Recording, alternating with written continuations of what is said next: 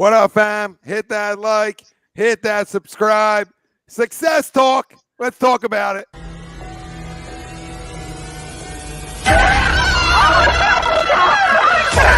Let's go.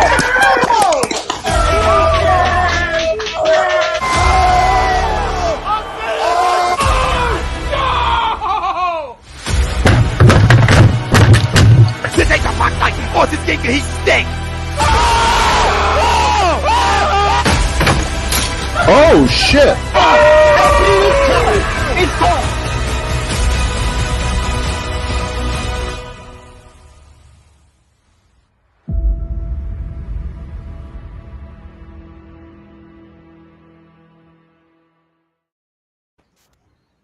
Folks, Bob Mannery here. You're listening to A2D Radio, real sports talk radio for the fans, by the fans, no agenda. These guys are the best in the business. Hashtag it. No notes.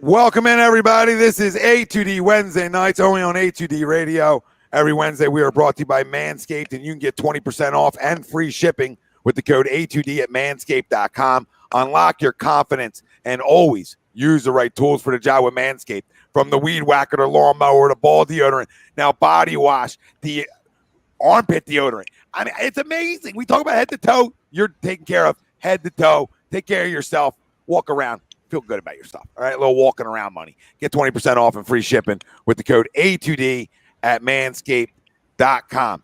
As always, Nate Moss, Greg Moakovic. Usually on Birds of a Feather. Hey, little stop in, little knock. Are you home? Hold on, let me get the dessert ready. Let me get the coffee going. Michael Chromiak in the house. Frank Vespi, Ralph Del Vecchio, Ryan Brodo. I'm Tom Arnone. Let's get into it. By the way, in case you missed it, and we'll talk about it later in the show. We'll talk about the latest surrounding the Sixers. But in case you missed it, Joel Embiid went off for 50 points. But not only did he go off for 50 points, he did that in 27 minutes. Okay, that's ridiculous. Absurd. Nobody does that. That just shows his greatness that we are wasting. Not wasting because we're winning games, but wasting because we have $50 million not playing. We'll talk about the Sixers later on in the show. But as always, if you got something the Sixers to say, drop it in the comments. NFL divisional playoff predictions. We'll give her locks there. Who's moving on? A lot of good games. Better than this weekend. This weekend was garbage. Get rid of the 7th seed. Get rid of her. Doesn't belong. Don't belong. All right. Howie commits. We did this before in 2021. He's my quarterback. We're going to surround him. Boom. Gone. To Jalen Hurts. We'll discuss it. Do you believe it? Because I wonder, I need to know the people who believe it because I just got in the real estate. And I got a lot of properties in a lot of Midwestern places, beachfront, oceanfront, right for you. Okay? Right for you. That's what I have. So we'll talk about Jalen Hurts a little bit later in the show and if he's going to be our starting quarterback next year. Eagles season, a success is our main topic in hand. And that's brought to you by FanUp. And you can go get the best daily fantasy app in the business. It's simple to play. It's for everybody just getting into the game and for everybody that's been in the game. You can challenge people like myself, and I accept everything. I say that on Mondays. I accept it all, even if I don't like the bet. I'm just hitting accept. Let's dabble 50-50. FanUp is the best way to enjoy fantasy sports, so you can win great prizes. Sign up today. Use promo code A2D for 5,000 bonus points. That's a $50 value. You can find FanUp right in the Apple Store. Our poll question for tonight's show should be a fun one. And hopefully the last time I got to talk Eagles for at least a month. You know what I mean? I got to breathe. Going to have to breathe. This Philadelphia Eagles season was a success, even though they got embarrassed in the playoffs. Do you agree or disagree? I like the add on there. I like whoever did. I like that little asterisk. Let us know. Facebook, YouTube, Twitter, Twitch. That's where we're live. Everywhere you get your podcasts, we're there as well. Hit the like, hit the subscribe, hit the follow, download it, right? Review it, share it, move it along, and sure as hell, make sure you're commenting tonight because you know how we circle the room. It's a big circle jerk here, and we got our hands ready for you. To the poll, disagree. Because the end part doesn't. The end part's the biggest part, and I'm still disagreeing because you're 9-8. Like, can we calm down? Can we calm down with standard talk? Can we calm down? Because if they just competed, then it's it's a success. But I can't say, even though they got embarrassed in the playoffs, like it's still a success. Like regular season, success. But if you're talking about overall, the overall body of this, I don't care they started 2-5. That shows your quarterback can't throw. That's what that told me. 2-5, he's not good enough at that point. We got to run the football. That's all that showed everybody. So in that part, you make great adjustments. So is there successful things that happen this season that are good to move forward with? Absolutely. So this isn't a rant saying that nothing good happened this year. But you're talking about there's a lot of conversations. Did you belong in that football game? There was a lot. And you got smoked. Embarrassed is an understatement. Right? Everybody in the country knows you didn't belong there. It's not a big time success for last year. 50% of the goddamn teams that made it this year aren't going to make it next year. And guess what they all have in common? They don't got a franchise quarterback. That's what they all have in common, ladies and gentlemen. So you're just rolling dice, baby. You're just rolling dice. No, it doesn't get an asterisk next to it. It doesn't get the ending of that. It doesn't, for me, it doesn't get, even though they got embarrassed, it was a success. No. You showed how far you are away. That's the conclusion we came to, in my eyes, was how good are you, right? You lose and compete. We had this conversation. It's a big-time success, even though you lost. But if you show up and you can't move the football, you can't get stops, your quarterback looks like a deer in headlights, your defense, we'll play 10 yards off and bring 4. Right? I mean, this is what you did. And people tell me they brought 5 sometimes. Okay. Well, my eyes on the first 2 drives, I'll bet you maybe once they brought a 5th guy. Maybe once and twice, really. I'll maybe give you that. But let's be real. And a defense that would have got off the field on 3rd down without the hit, and maybe that changes the game. Maybe Dallas got to catch the ball. But look at what I'm just saying right there. You see what makes the point? A lot of maybes. If you could even hang, like for a minute. We were never in a football game. That's a failure. That's a failure on not only the coaching staff. That's a failure on your quarterback. That's a failure on your offense as a whole. It's a failure on your defense, your defensive coordinator. If you just compete, it's kumbaya around here. And we're feeling good about next year. But now we're going in next year getting our doors blown off. Think about that, right? We talked about it on Monday. We were going in feeling good just about competing. Winning was another conversation. The worst case scenario for this football team was that on Sunday. The worst.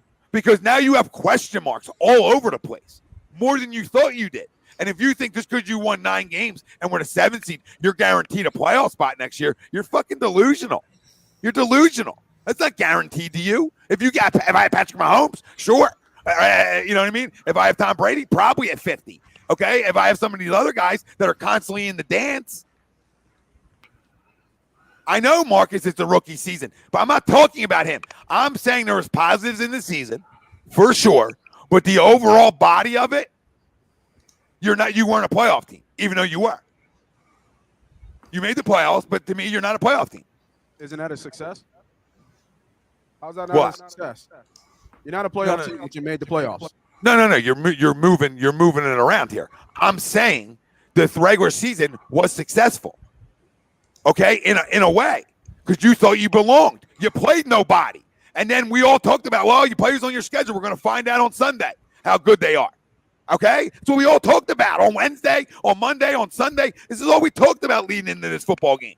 And then you come out and you get your doors blown off and you're never in a football game? Now I'm supposed to say the whole thing's a success?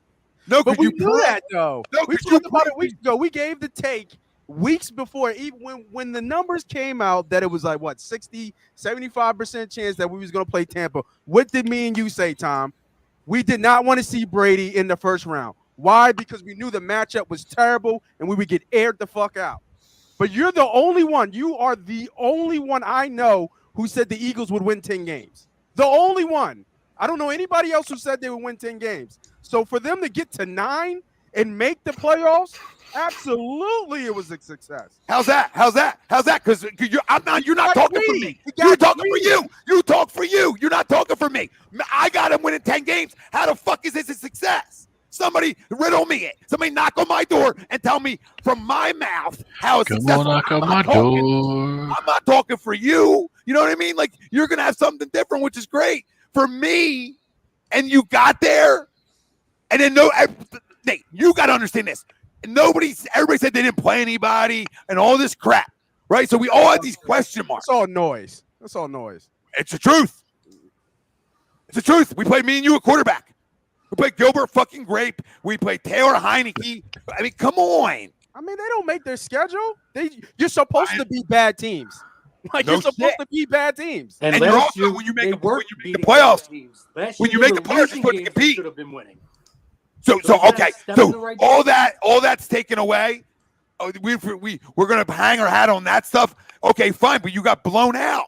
No, but you're going year over year. This was the worst possible matchup they could have possibly had coming into the playoffs this year. Stop it. The Rams blow them out. One thing. I agree to the poll as well, because I'm looking at point A to point B, right? We looked at this team knowing they had a horrible schedule going in, and nobody picked them other than Tom to win more than 4 or 5 games, maybe 6 max. It's probably the most I heard anybody pick. Most consensus had them as a bottom 3 overall team in the league.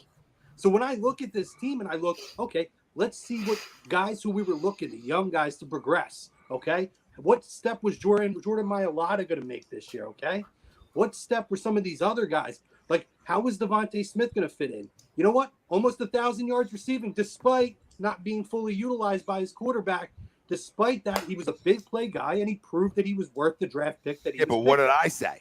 I'm not saying you. No. I'm just making a point. Like, I said, there was things throughout the season that were successful. The question's about the season, saying despite getting blown out in the playoffs. So if you're going by what the question says, you're saying, was the season a success? In bulk, it was. Look at Dallas Goedert, right? You have Zach Ertz here, right? Dallas Goedert's still a guy that you're seeing flashes. The moment Zach Ertz left, though, Dallas Goedert became the guy here. And he stepped up, and he was the 4th most efficient tight end in the league for the rest of the season. That's a step forward. That's a success. That's a guy who we didn't know if he was going to be that guy coming into the season. And he took a ball off the face mask in the playoffs. Oh, but regardless, he's the 4th most efficient tight end coming in from the moment that Zach Ertz left. So that's a step forward. Your head coach did make a lot of progressions as far as game planning. Overachieving. Oh my goodness gracious! I'm not gonna be able to do this tonight. 9 and 8's overachieving now. Look at our standards. Look at our truck off standards here. That played. Listen, they won the games they should have won. Clearly, now it looks like they lost the games that they should have lost. We're not gauging where they are for next year. We're gauging how this season was. Was it a success compared to what the expectation was, compared to where they finished as an organization and as an on-field product from last year? And without question, success, gauging from where you were last year with the turmoil you had in the offseason and what you were able to do this year coming off of all that. Absolutely success. You can't tell me they didn't do more with less, what they had. 1,000%. Like, there's no way. Like I said, Tom, you're the only. For you, it might have not have been overachieved because you had them actually being better. But I think I said something about Joe Flacco by week 6.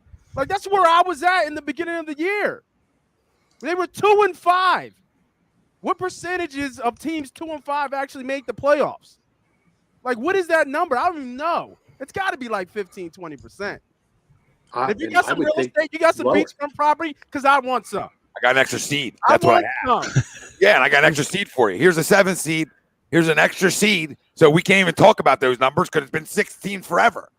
We don't even know what that number is. If it was a 6th seed, though, right? If there were 6 seeds, and you would have thought the Eagles would have been the team just on the cusp of being on the outside, we still would have looked at this year and said, I can't believe they were that close to the playoffs. So take the 7. You're right. The 7th seed was a terrible idea the way it worked You would out. have known the quarterbacks what we it were is. playing. But if the You all Eagles would have had finish- 10 wins. If the Eagles finished at the 7th seed and were just on the outside looking in, people still would have gone this year and said, man, I can't believe that team got that freaking close.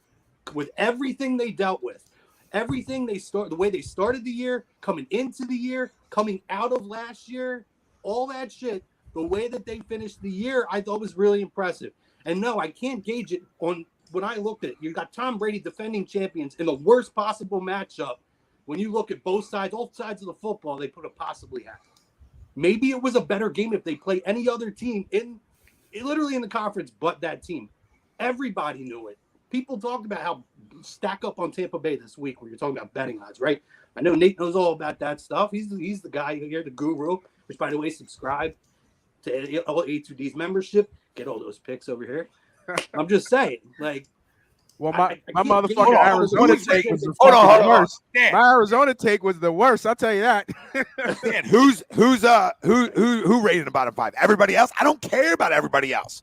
I don't care. Because they didn't have a franchise quarterback, that's why they weren't rated high. If they had a franchise quarterback in the house, I guarantee people would have had them rated higher. Like any top 12 quarterback in football, if they had on this roster coming into this year, this roster would have looked better to people. And nobody can tell me it won it. Nobody can tell me it won roster it. that didn't have a franchise quarterback ended up finishing 7th in the conference when they were picked to be a bottom 3 team overall in the league. And if they have a franchise quarterback in that Tampa Bay game, they still get fucking aired the fuck out and lose. They went 9-8. It's mediocre. It is mediocre. It's still overachieving. I didn't have Overachieving the what? I didn't have The what? Over, Tommy. We weren't even supposed to make the playoffs this year. The We who? were a 5-win team. We Not were a even a 5-win sniff. team this year. Oh my goodness! But nobody had. I say this every year going into projecting the season that nobody knows who's going to be out for who when you play them. And if everybody in the country knew we were playing Gilbert Grape, Taylor Heineke, who else? Because I know there was way more list, and the list is atrocious. Okay, Well, you had Jake from State Farm. Jake Fromm. I mean, think about that. So everybody's ranking is going to be different. So how much did we overachieve when the end result was our doors blown off? Not that we expected to win, but you at least thought you deserved to be there. And then when you show up there and you don't even show up, that sort of takes away to me on what you just accomplished. Yeah, I mean, I come out of the season almost with the same question marks that I went into the season with, and I was just as down on them, right? So if we're looking at this from a purely win standpoint, I would have to agree as one guy that would had 4, 5, 6 wins. But I still look at this overall year. I felt lied to that 7-2 stretch because of the teams that we played, and we can't pick those teams and make them all of a sudden better. But the way that season ended in the playoffs, we still have questions at quarterback. We still have questions at wide receiver outside of Devontae. We still have questions. We're talking about spending all 3 first-round picks on our defense. So, I mean, and we want to crush Gannon as much as we want, but how much was he really working with if we want to spend our entire draft on defense? So there's still humongous holes, and we still have huge questions on all sides of the football. So I don't know how I can make it a success outside of just going off of my win total. What questions do you have though? Like you said, Jalen Hurts isn't the guy. Questions you started before and you have now. What are the questions that are not answered?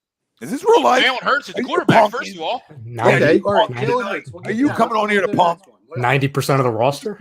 I'm just trying. I mean, we're down to 2 wide receivers on our roster, like legit. Jalen Reagor took, obviously he's no longer here. JJ and then Greg Ward. So we're down to 2. Yes, Dallas Goedert had a really good year. I'm glad to see that he was able to stay healthy for most of it. That was a concern of mine.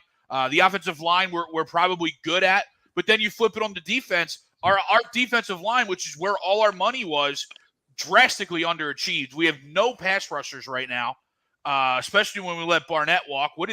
Sweat was our leader at 7.5 sacks? Yeah. And he got big money. So, I mean, there's still a lot of questions. Yeah, but I think that's where you can look at having those 3 draft picks, right? There's a lot of defensive ends in this draft. When you're trying to get healthy up front, or you're trying to get younger up front, there's going to be a lot of defensive linemen in this draft.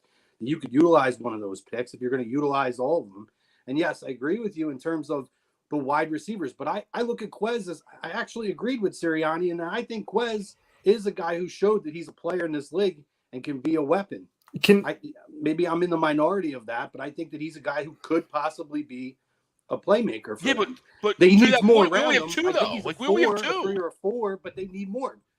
So with free agency, the draft, they're going to have to address the wide receiver. But I think we kind of knew that coming in.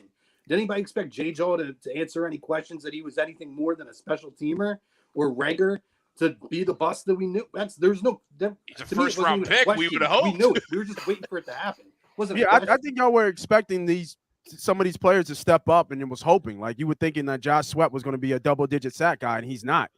You know what I mean? Like, yeah, but $40 million guaranteed makes him that guy. No, I don't think so. Better. It better. I mean, I agree with you, Nate, in theory, right? Josh Sweat's not that guy. But when you book him and you pay him that money, he's got to be that guy. But half a game? I can't get half a game out of you? Do you have a pulse? Do you have a pulse for that $40 million? I mean, everybody's in double digits. Well, you look around the league, everyone's got 12, 15 sacks. It feels like, at least. It feels like. I don't know about that. There's not a lot of people. There's a lot of double digits. Like double digit heavy. Let me look. Frank, you got that? Are you on that? Give me the top 10, Frank, when you get a shot. The top 10 what? The sacks. Top 10 sacks. All right. I guarantee you 10 is probably like 8 or 9 sacks. Can I just bring up something that we get out of the dirty site for those kinds of sacks? So let's go on the NFL stats. Good one, Frankie. Never mind. Somebody else go.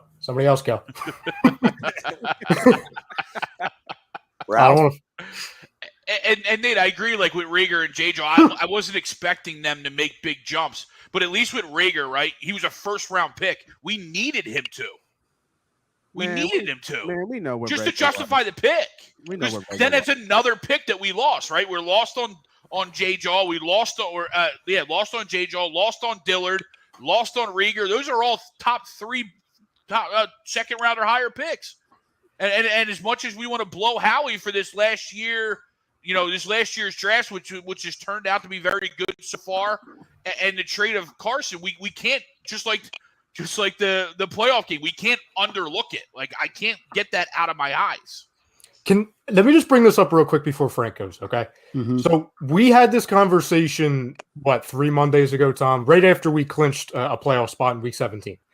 And we said that the season would be a success only if one thing didn't happen in the first playoff game. And that was, hey, you do anything against the Bucs but get embarrassed, it's a success. And what was that percentage? What was that percentage, Ryan? Like, how did you feel? Percentage of what? Percentage of what? Getting blown the fuck out. Because you kind of had to know they were going to get blown out. There was no way you thought in that game you're a winner of 7. You're a winner of 7 of 9 going into the playoffs against a banged up team. There's no you can't equate it a percentage on that. You can't. You're a winner of 7 of 9. I don't care who you play. On this show on Wednesday, when we talked about it, that everybody was kind of in unison that nobody wanted to see Tom Brady. I mean, the comments said they weren't scared. They're so hurt and this and that. But I felt consensually we all knew that we didn't want to see Tom. Why? Because we live rent-free in Tom's head, and you're seeing it now because he is being fucking the biggest dickhead, and I love it. But he's being the biggest dickhead trolling us. Right? Trolling us. It's nothing to do with that, though. Like, you're talking about the offense didn't even move the football. You're not talking about just Tom Brady. You're talking about all facets of the game. It was a complete and utter embarrassment. Like, you don't even belong there. So it's all, that's it to me. Let me just say, Nate, not you, Nate, not friend Nate down here, down bottom right. This Nate. Are you on friggin' crack? Because I think we get switched up sometimes. Yeah, it's fine. No, you're not this Nate. This Nate, you wouldn't say this. They were elite. They weren't banged up. What the hell are you talking about? That's my gift to you for putting that on the damn screen. That's my gift. Anyway, Frank. Well, listen, all I'm saying, Nate, is I only expected that if we were going to lose, we would lose by like 10, right? Like I didn't expect us to get our doors blown off and be embarrassed, right? I felt like we did. I felt like we talked about this, and I felt like you really agreed that you did not want to see Tom because you knew it was a very bad matchup. No, of course I don't want to see him, but I thought our offense could hang. Like I thought that because who was my player of the game? My player of the game had to be Jalen Hurts. I said it numerous times. It had to be Hurts, and he came up the smallest essentially on offense. So now now you're in trouble because you know their defense wasn't good enough, right? You just got to sort of hang around, right? That's what we talked about. Hang around. And they didn't hang around. And mainly, not because they got down 14-0, because their offense was anemic. Anemic. That's concerning. That's not like, oh, that's the same thing I came in this season with. Can he throw it enough? Well, guess what? In the playoffs, you just got to throw it a little bit enough. And he can even do that. So I'm factoring not, there were successful things. Crone said Malata and other things, sure. But there's also disappointments. There's also Josh Sweat 7.5 sacks after $40 million. There's also your quarterback who you saw the same question marks week 1 as you do right now. That's concerning. That's not just a regular player. That's the franchise. If we want to go back, franchise quarterbacks go back. That's what they do. They go back to the dance.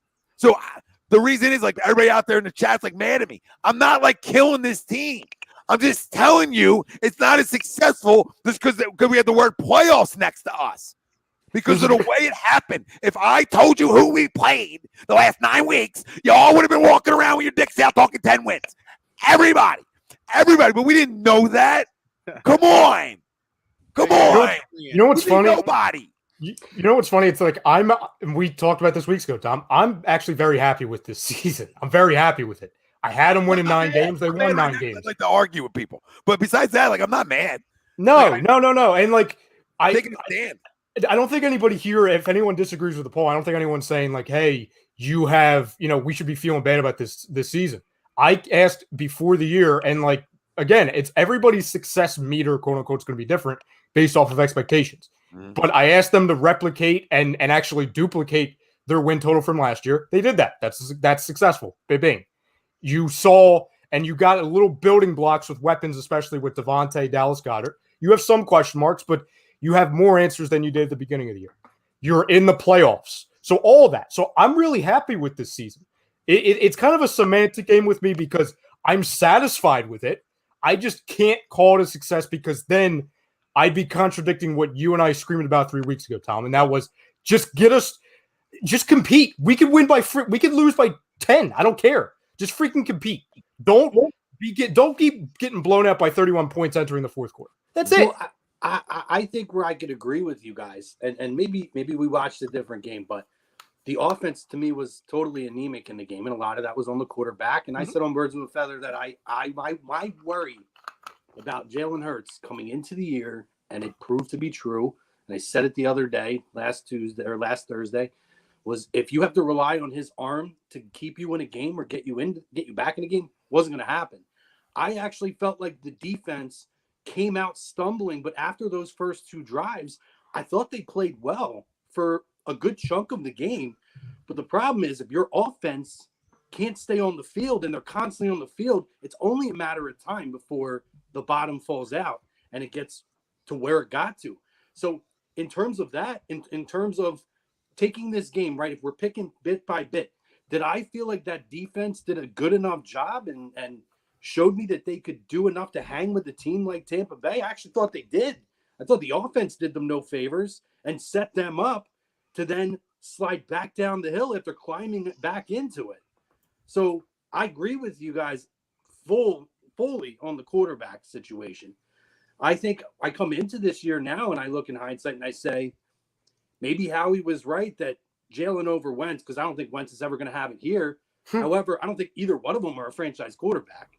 So now I still think I don't want to say we're totally back to the drawing board, but if I can go out totally and back to the drawing board. I can go out and get a Derek Carr and go out and get a Russell Wilson. I think it's really hard not to make that move if it's there. I don't want Deshaun Watson. He doesn't want to be here. Let him go to the Giants with Brian Flores, whatever. I don't want to hear that name thrown out. If I go out and get one of these quarterbacks, guess what? I will agree with you. If they have one of those 2 quarterbacks in this game, they're hanging in more. I still don't know that they win, but this team is a higher seed, I think, than a 7 seed with a franchise quarterback. They wouldn't even have been in that position. So I think they proved that too. But I actually was encouraged by the defense in this game overall. Speaking of defense, Frank, what you got for me? All right, so the top 10 sacks in the league right now as of the regular season. TJ Watt, 22.5 sacks.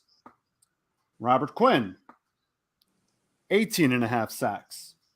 Myles Garrett, 16 sacks. Nick Bosa, 15.5 sacks. So Trey out of the three you Hendrickson. just named, those three are – I put TJ and Donald in a different level, right? Mhm. But Bosa and Garrett, they're all elite guys. Sure. Yep. And So then you there's go down to there's TJ Watt, Donald, and then there's elite. yes. Aaron Donald, he's at 12.5 sacks. He is half a sack behind Micah Parsons at 13. Trey Who's a Hendrickson, linebacker, not even a defensive end. Keep going. yeah. And then Trey Hendrickson, 14 sacks. He was 5th overall. Aaron Donald's in the mix with Cam Jordan and Matthew Judon, and with Judon's a How many linebacker. how many players over 10 sacks? Let's see. Carry the one starting at 10 sacks. 1, 2, 3, 4, 5, 6, 7. I'm looking at it now. Probably look like about 17. About 20. Huh. But did you hear the names in the top 10? Give a shit about about Josh Sweat. I didn't give him $40 million fucking dollars. I hear you. I hear you with that. 35th on the list. And it's Devon He's Hargrave not at even 7.5. close to that If talent level. No, he's not. even close. No I didn't question. give Why $40 did they million. give him $40 million? If they gave him You're $40 the million, they dick. consider him a name. If you're giving him an extension midseason, they consider him a name. Yeah, what do you got? Eat your Eagles undies on tonight? You got your Eagles undies on? I mean, come on. I don't Come got on. clothes on. Free ball. I like Josh as a situational pass rusher, but $40 million guaranteed. Grow up, Peter Pan. He's not even in the conversation with those guys. Any of those 17 to 20 names, he is not in the conversation with. Where does he rank, Frank? Is he 35th? getting paid like a top 35th. 10? Is he getting paid like a top defensive end? Nate, honestly, I don't know the I market. don't know. Like that's what I'm saying. Like we're saying Yeah, 40 million, but is that like top 10 defensive end money? Because I don't know. 10 years, 40 million. Like, you know what I mean? Like, I don't know. And I don't know what the market is. Yeah. Like, I don't know what all these guys are getting. That'd be a good question. Because obviously he's not getting like Donald's got to be what? You know what I mean? I can't say the Donald, franchise. because Gotta get Donald's is to the special. franchise. Donald's is, I'm trying to think of somebody else that might be close. Well, hold off on it. Ralphie. Yeah. Josh Go Sweat ahead. is the 15th highest paid Who? defensive end. 15th. I can't even fucking sniff a list. 15th. Can't even sniff a list. Great season, everybody. This is a train wreck. And then we just freaking dish out money. We dish out money to a tight end who takes a ball off the face, man. Top. I'm mad. So I'm not mad again. So he gets paid to be in the top 15, right? He gets paid top 15 money, and he's not even in the top 30. The joke. No. I bet you he's in the top 15 in defensive end sacks. Some of those guys are linebackers. Oh, stop it. What are we doing? Now What are we doing? we're just What are we toning doing? it Defensive down. ends, We're just toning it defensive down ends in Philadelphia, defensive ends on the man, Northeast. If I'm his agent, that's what I'm saying. If I'm his agent, like he's a top 15 defensive end in sacks. Marquise, stop saying it because Charles and Pete are going to get all upset. All right. And I can't deal with more posts about literally giving hand jobs to the defensive coordinator. I've never seen anything like it. I've never seen people love missionary as much as I didn't think Pete and Chucks do. And you know what? I might have to step in tomorrow night and have a conversation with those two because this is unbelievable. I mean, you don't bring nobody, and we're talking success. Guy couldn't. Oh, I told you, he has sex with his clothes on. I mean, it's unbelievable. Oh, we got to play it safe tonight, honey. Don't get beat over top. You're playing Tom Brady. The only teams that beat Tom Brady are the teams that bring pressure. It's factual. It's the only shot you have is man and bring it, or zone it and bring it. It's the only chance you have, but you have to bump guys early.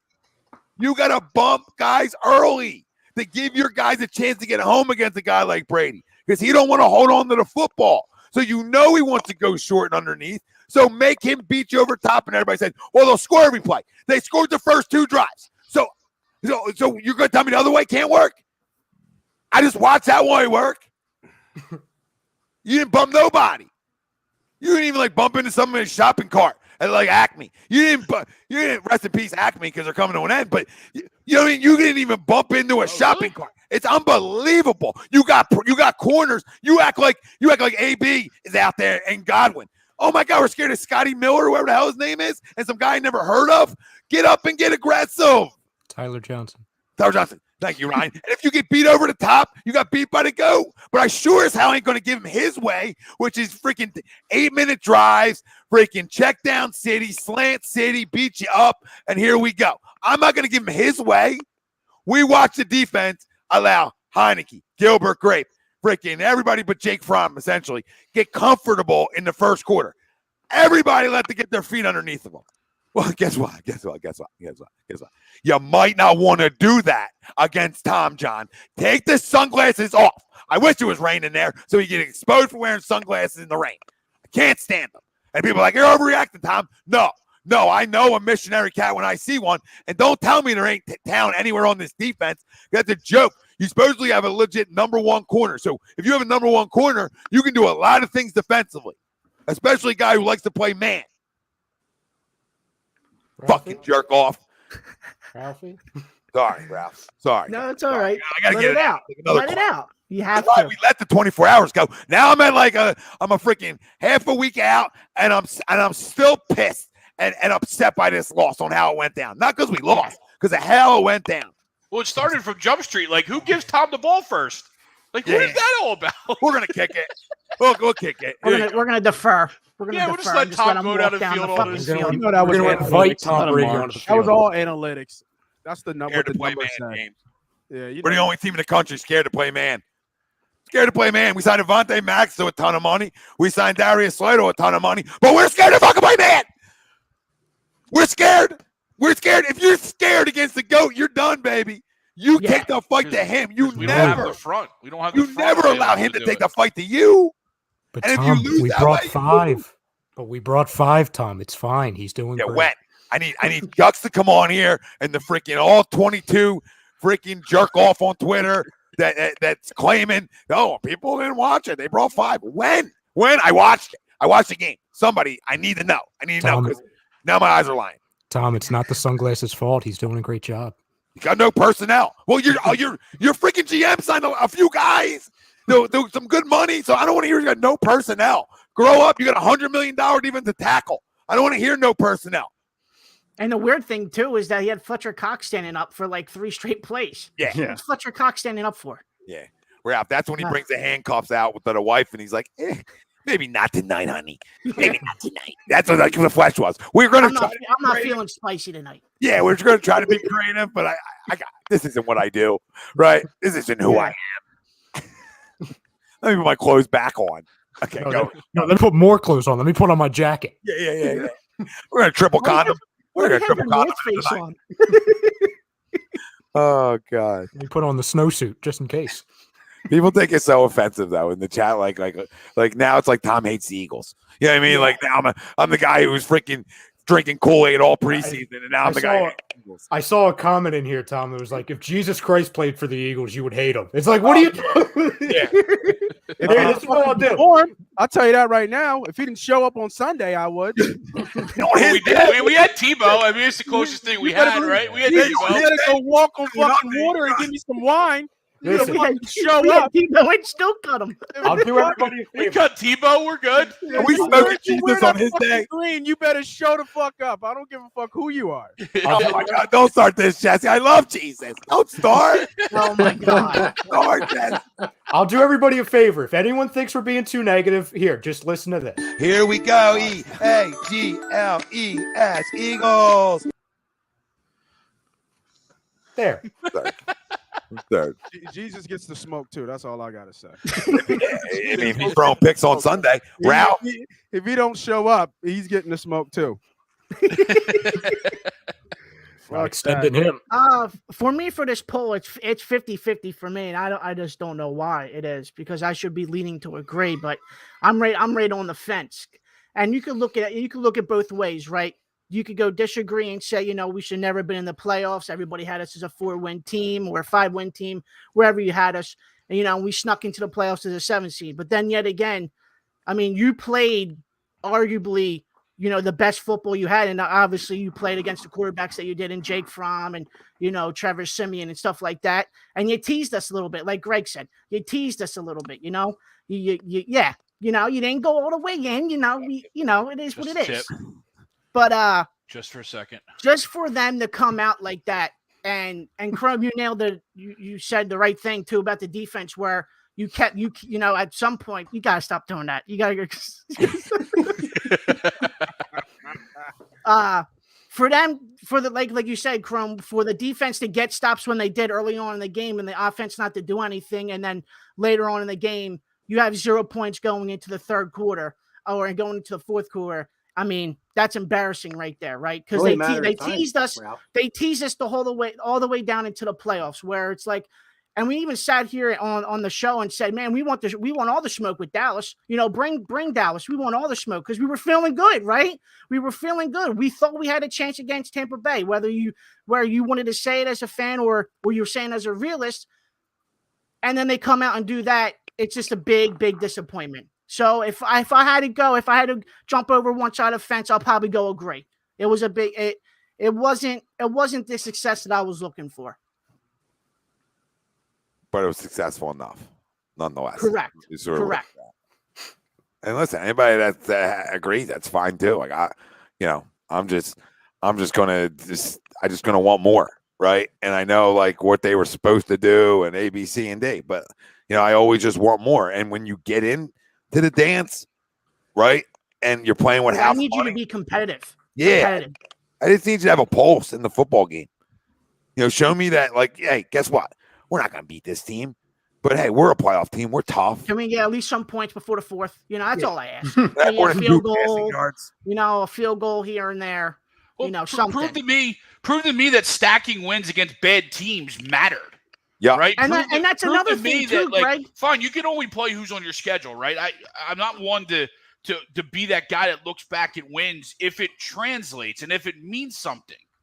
Right? Yeah. When we're in the moment, if it's one game or two games, you can sit there and say who'd you play. When you stack wins like that, when you win 7 of 9 or whatever it was, that's tough to do in the NFL against anybody, let alone bad teams. Yeah. So when you do that, make that roll over, right? Roll over that. And if you're not going to win, play the same type of football that you played in those 7 games or in those 11 games where you were a run-first team. You bullied people, right? And yes, against a better team and a better defense and a veteran-led team, you're going to get a team that's going to say, we're not going to let you do that.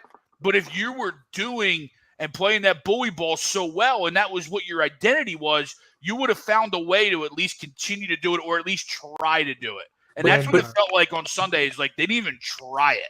But like nobody's ran on Tampa the whole year. So I agree with you. But that's why, like, for anyone who thought there was a legitimate chance at this or it wasn't going to be what it ended up being, I think that's why it's confusing to me because, yeah, we were the most efficient running team, but there's literally nobody has been able to run on this football team all year.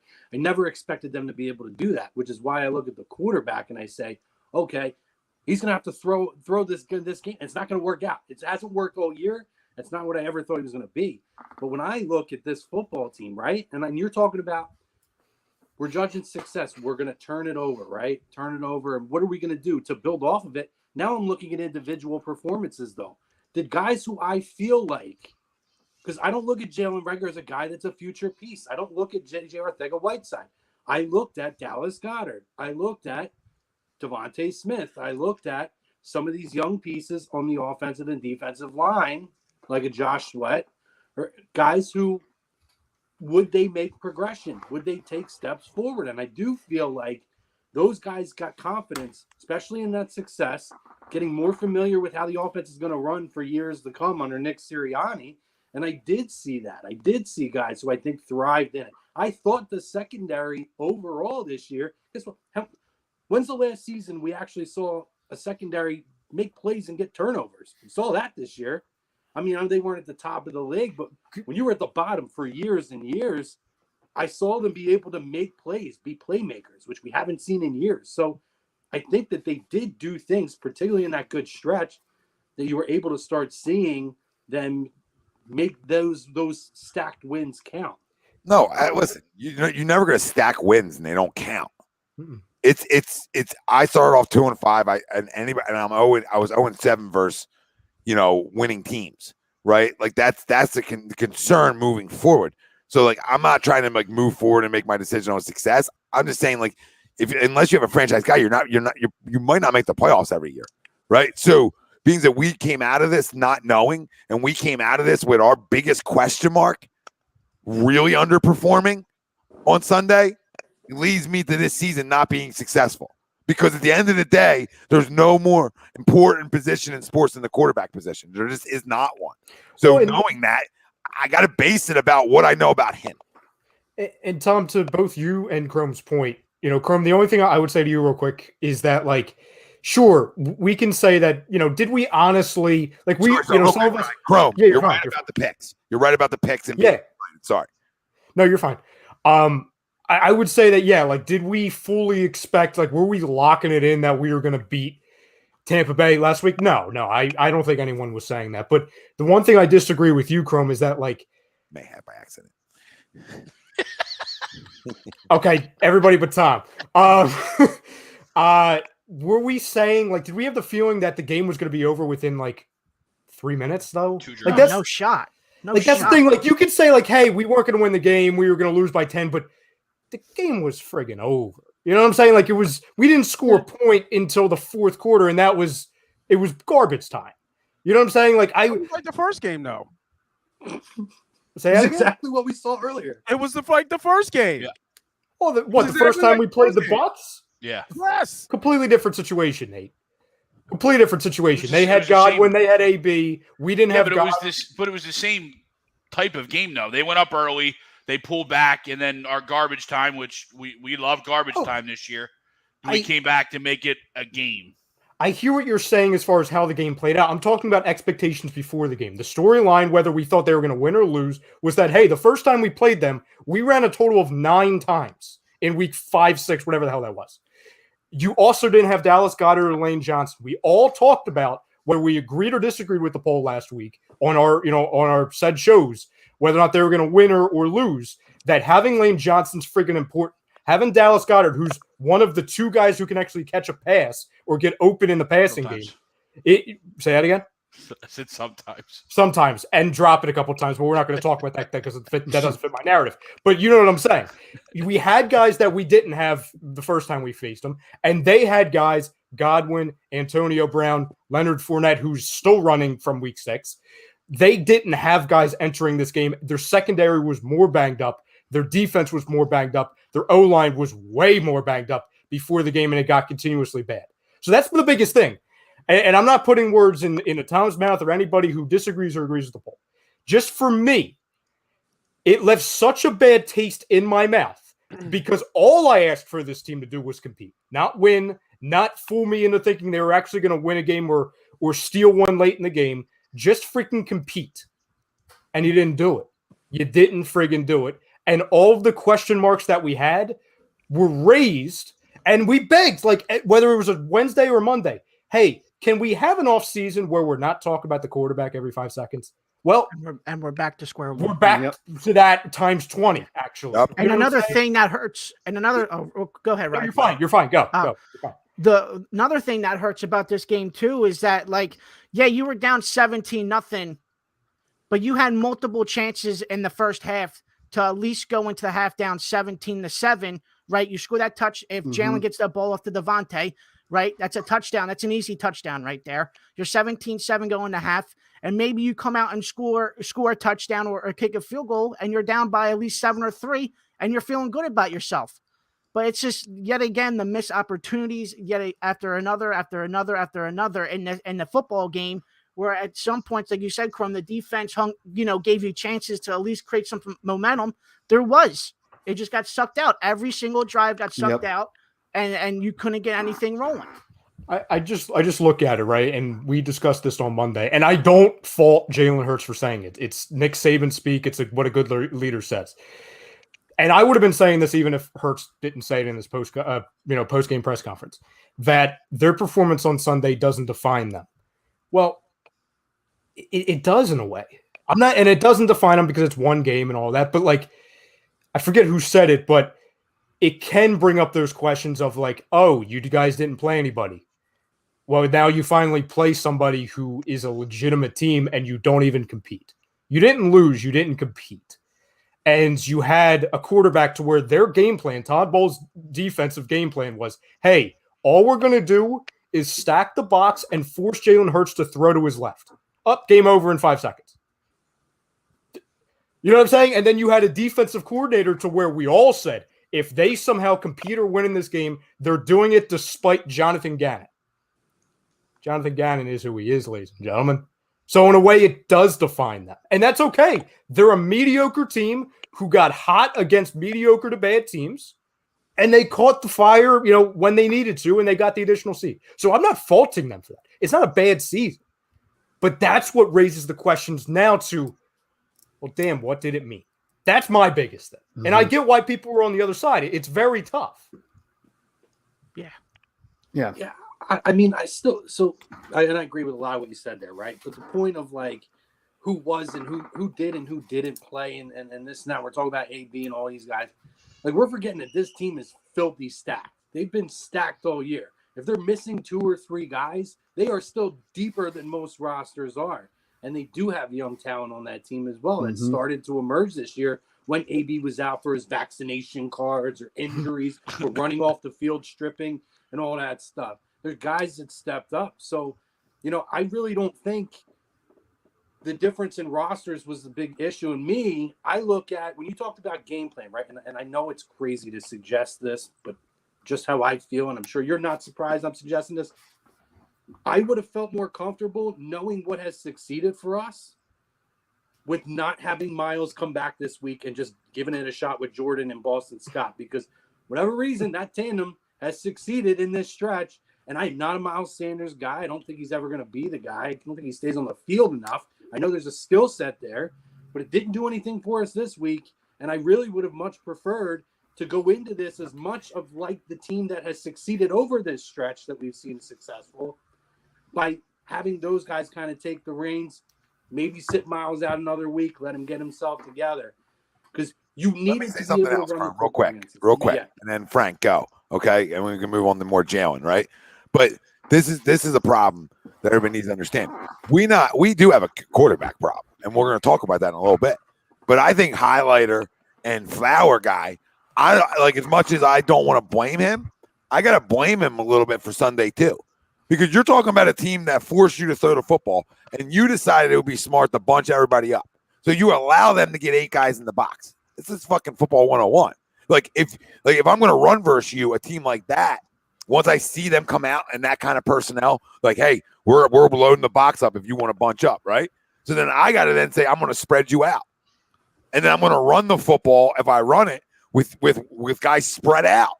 You make sense? You got to go to a spread offense there. You can't line up bunched, right? You got to get Dallas Goedert out. You got to line your guys out. Nobody can be in there because you got to get their linebackers to at least get out of there a little bit. Makes sense? And then you see who's blitzing. So then you get to see more things. This is why I'd rather Jalen be in the shotgun for his size, etc. Right? Because again, most teams, if they know you're going to run the ball and you're bunched up, guess what they're going to do? And then you're going to try to play action and throw out of that. No, you're creating havoc for your quarterback, right? You're creating that havoc. That's the last thing he needs.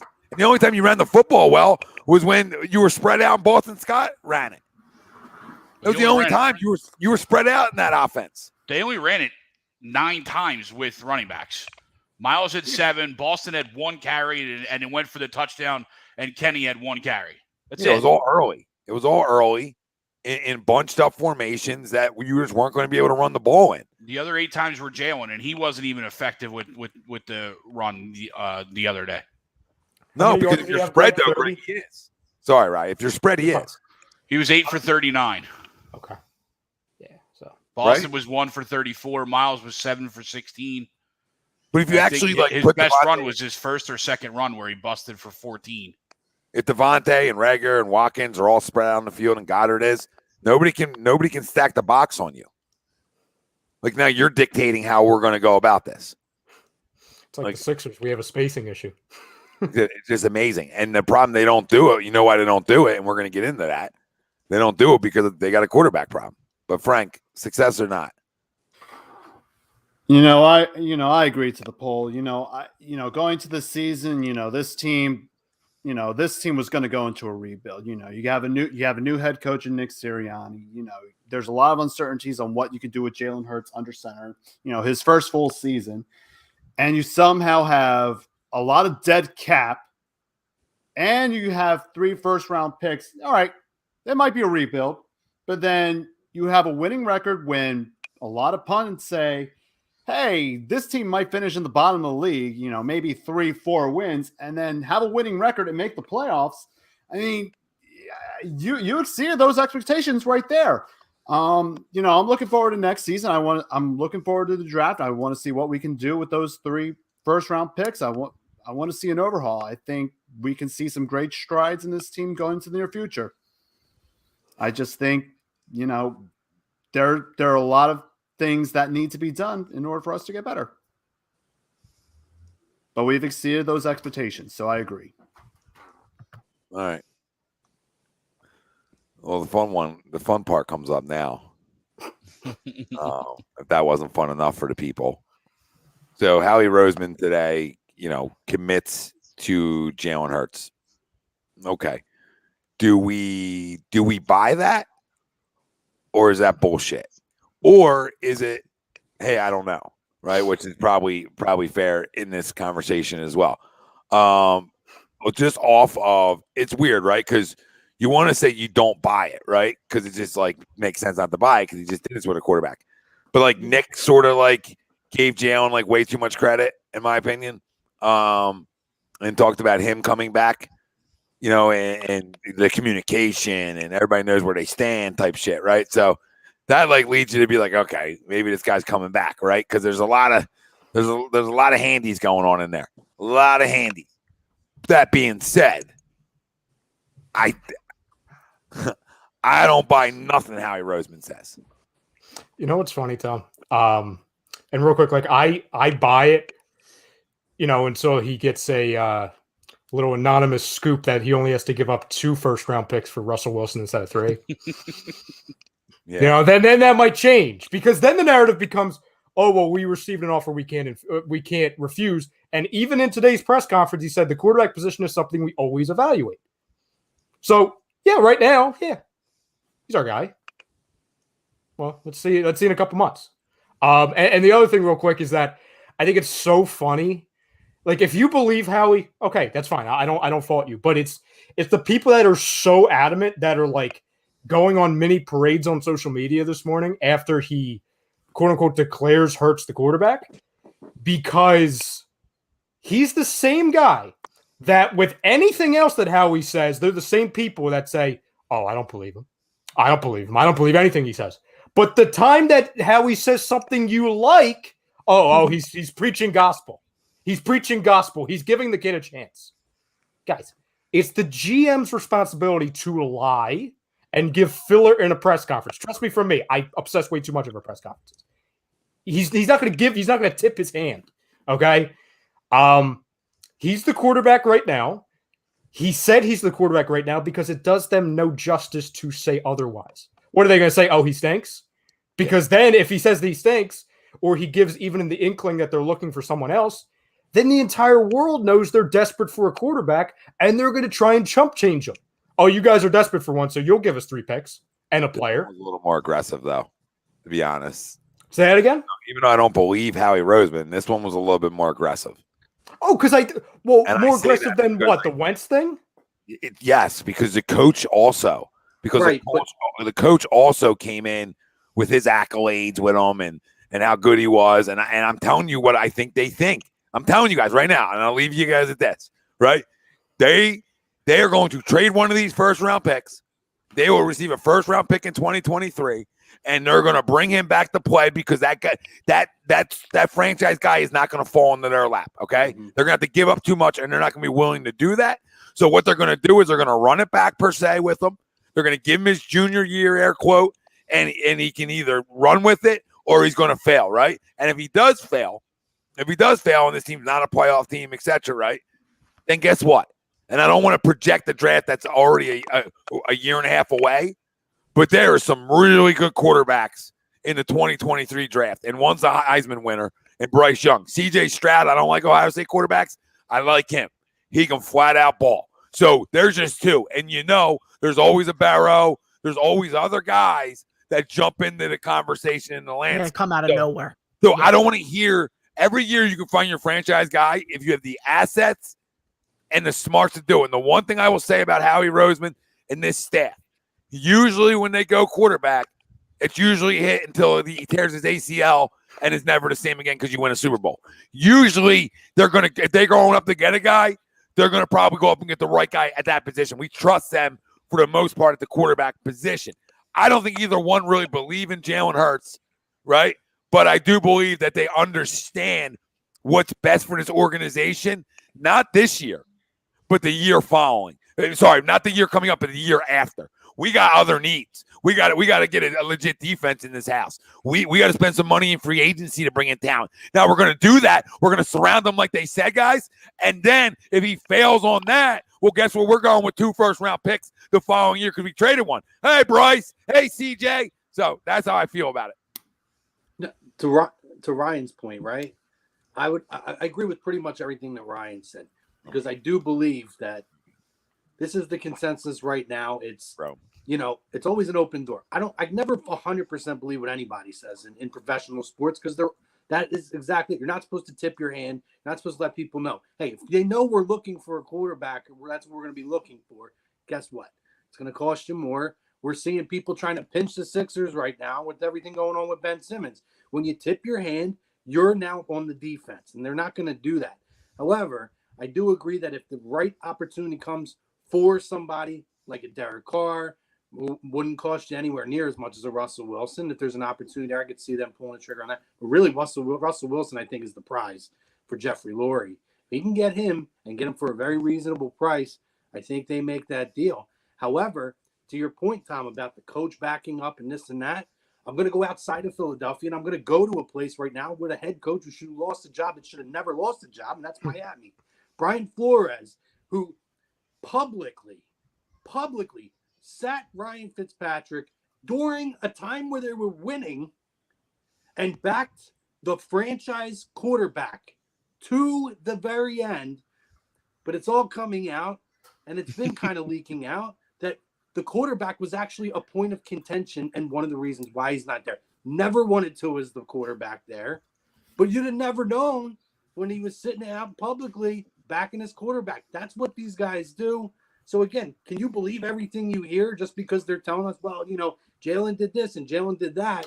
The organization is going to want him to go out there, and they're going to want people to buy into what's going on next year, to continue to buy those season tickets because they don't want people, giving up their seats and shit. There's always a reason why to sell the product to everybody. So I don't put a ton of stock into the head coach or even the general manager saying, we give them the seal of endorsement. If the right move comes along, they're going to go out there and they're going to make that move. They're going to do what's going to be best for whatever they're looking to do. And everybody knows Russell Wilson is the wet dream of Jeffrey Lurie. And who's the guy making the final calls here? Who's the guy who's caused a whole lot of shit over the last 2 years? It's been the guy who thinks they're the gold standard, Jeffrey Lurie. Oh yeah, Wilson's the white Uncle whale. Jeff. He's the guy who got away, Grump, all those years. He's the one that he's the by all unicorn, reports, man. he's the reason why they drafted Jalen Hurts because wait, Russell Wilson. Right, it's not even all reports. Girl from One freshman year, report. the girl that sat behind me in English freshman year who got married, she might be getting divorced now. Yeah, take her out. Take her out. Sliding in. I know sliding I'm engaged right now. I know I'm engaged, but I'm just saying. I mean, What's fair value for Russ?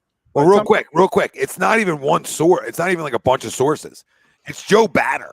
It's Joe Banner who always talks about how much they regret not taking him as an organization, right? So it's like an inside guy telling us this too. It's not even like a beat reporter. It's a guy who a guy that was sitting at the same table as Uncle Jeff is telling you. We were licking our chops that night. Yeah, he witnessed the friggin' panic attack from Jeffrey Lurie. He was across the table.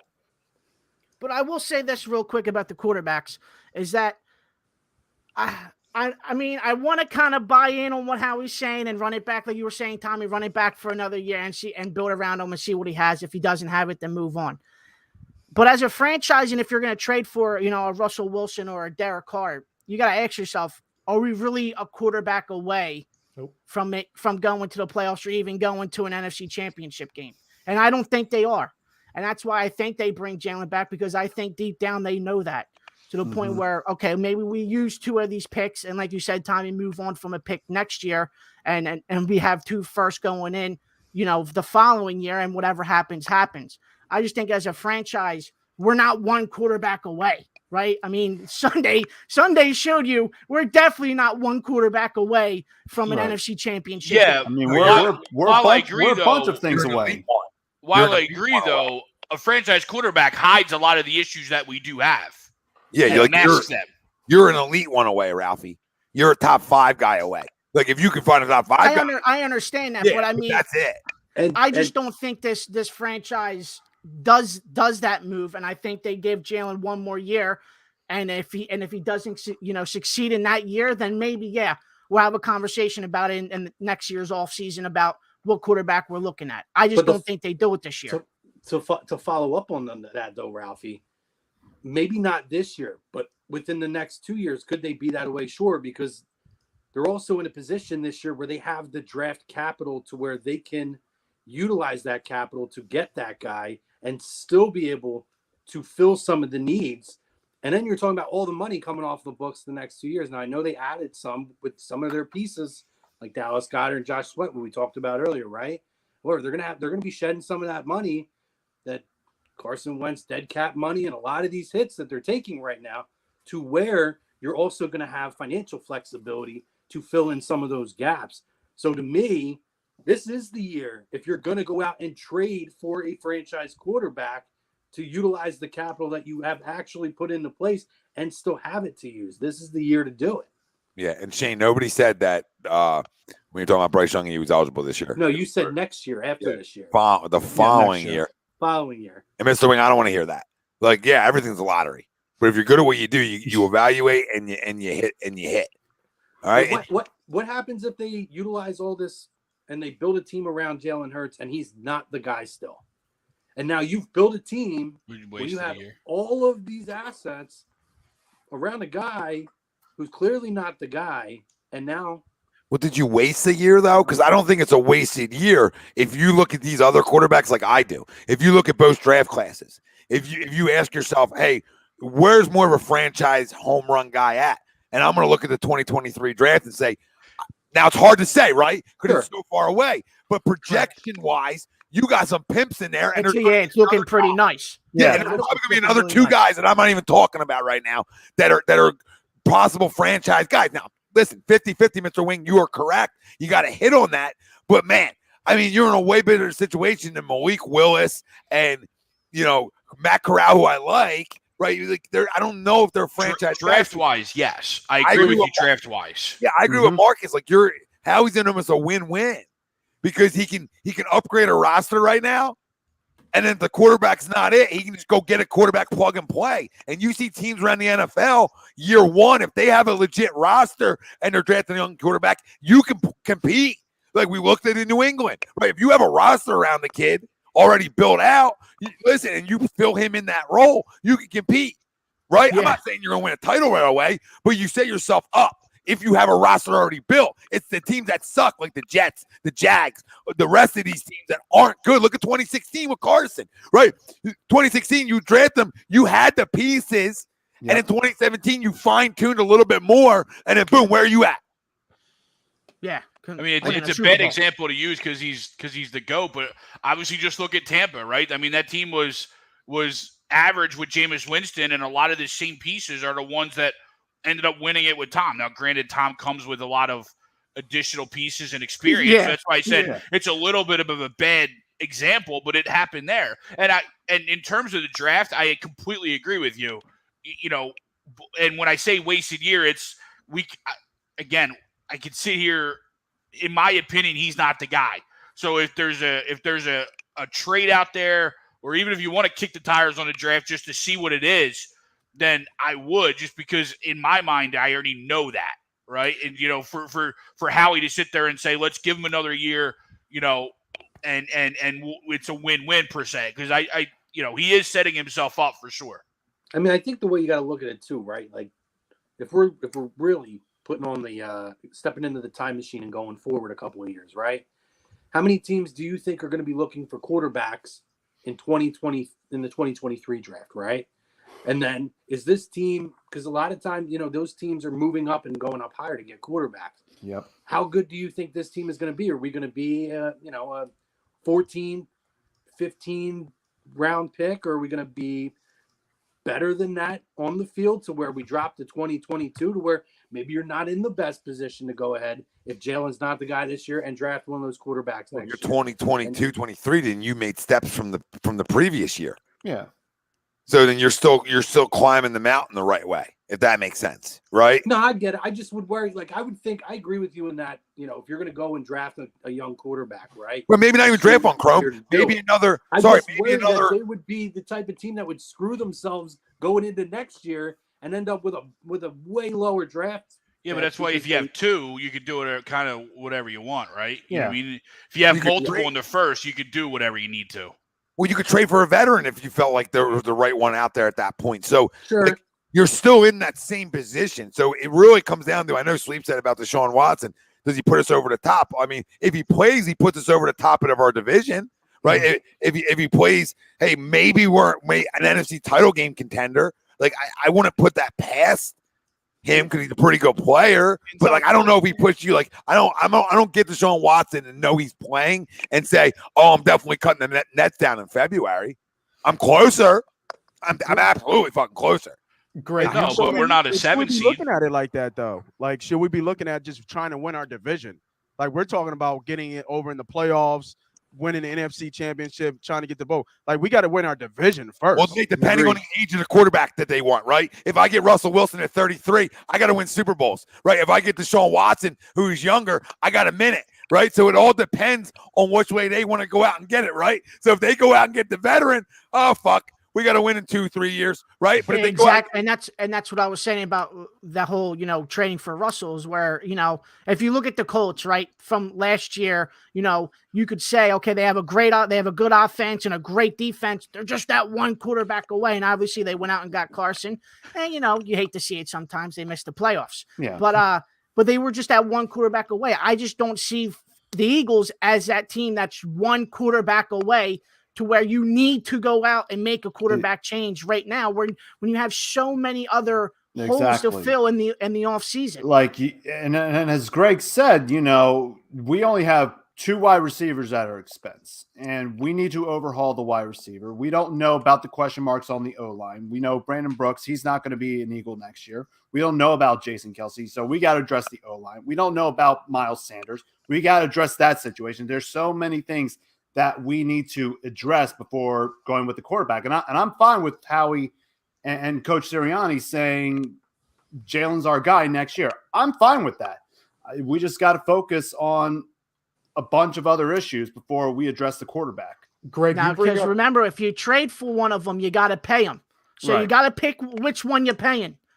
I mean, for me, we're talking about Watson, right? Who I think it's been made pretty clear that he's not necessarily very willing to come here. And it's also been pretty clear that he wants to go where a certain head coach that's not going to be here is going to end up landing. So I'll hire Byron Flores. He's one of those. If it happens, I don't think he has the card. That's a great discussion to have. Yeah, but he ain't in the position to say where he's going to go. I don't see it as a possibility. He's just not in the position to say where he's going to go. Makes sense. That? He's not in the position to say where he wants to go like Russ. Like Russ is going to say where he wants to go if you're trading him. Watson and his relationship with the Texans, absolutely not. They'll send him to Siberia if they could. Right? But here's the problem, though. He's not going to trade for him if he's not going to report, though. Well, and here's the issue, Tom, which actually kind of sucks. Well, he's not reporting because of that. He's not reporting because he's going to get the league. It's almost like a cover up, like this. Stay away. I understand that, but I think you're seeing in sports across the board, not just in the NFL, and a lot of these sports now. And I think Le'Veon Bell kind of might have been the first guy I could think of that really started doing this. These guys are willing to sit out entire seasons to get what they want. Well, the problem, and it's detracting teams. Yeah, we don't want to do this again here. No, the two things with that, and it sucks because it kind of lines up and it could ultimately screw us, the Eagles. Say, for example, the Giants end up signing and hiring Brian Flores.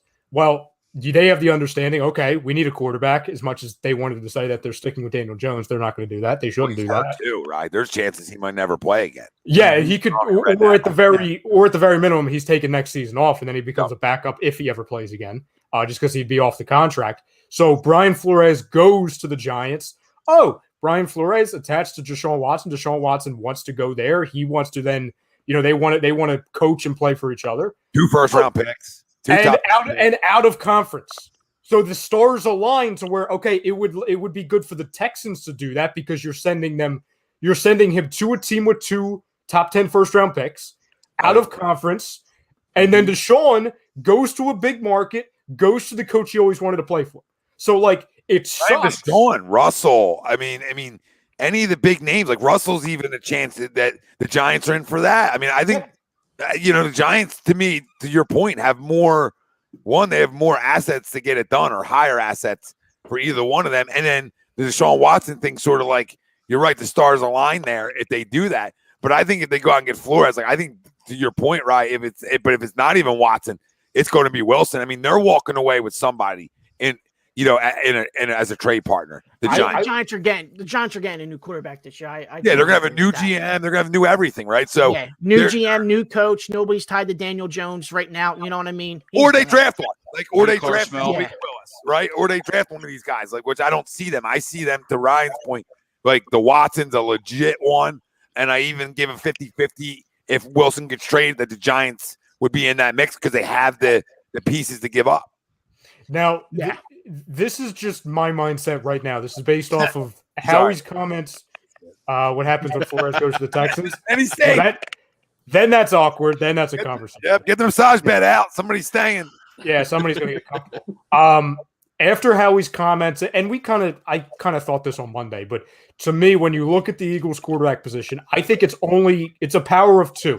I think there's only 2 possible scenarios or players that could be playing quarterback for next year. I don't think it's Derek Carr. Minshew. No, not Minshew. No, Minshew's getting traded for a 5th because Howie would be like, "Oh my God, I got him for a 6th. I trade him for a 5th. I'm a genius." Yeah, so he's gone. They trade a good backup quarterback, by the way. Like no matter which way they go. They would if they can win the value game and then sign famous Jameis for $2 million. Just telling you. I think he sticks around. Not to cut you off, Ryan, but I think he sticks around just because he thinks he can start. Yeah, I think he feels like he can win a job here. Yeah, I think he can win a job. I think he watched what we watched. He was punching TVs this morning when he saw the commitment. When's my boy a free agent? Minshew? No, you know my boy. Oh, Fitzpatrick, he's a free agent now. Well, don't do that. His best life. Don't do I'll this. tell you that. Don't bring him in. Yeah, bring him back up. Yeah, he wasn't. He was. Bring him in. Shirtless and all. Let's go. Oh, that was epic. Yeah, it was. Bring him in. Let's go. I think it's only going to be 2 guys. As much as Fitzpatrick and Minshew as a quarterback room would be electric, and I would be there for it. I think it's either going to be Jalen Hurts or Russell Wilson. I think based off of his comments today, I think if anything it told us is that they're not going to be quote unquote desperate to go out and trade for a guy. I'm not saying trading for Derek Carr is desperate. I don't, especially if you can get him for cheap. But the Jimmy G's, the Kirk Cousins, the drafting a kid. As much as I think that they could draft somebody just because it's Howie and he can't control himself on draft night, I think it's basically telling the world that, hey, unless Russell Wilson becomes cheap, quote unquote, which is how cheap is it really, and he says he wants to come to Philadelphia, which then it would become, okay, red alert, 23-19, all hands on deck, we're tapping. Jalen Hurts is our quarterback. So it's kind of like, unless blank hits the fan, he's our guy.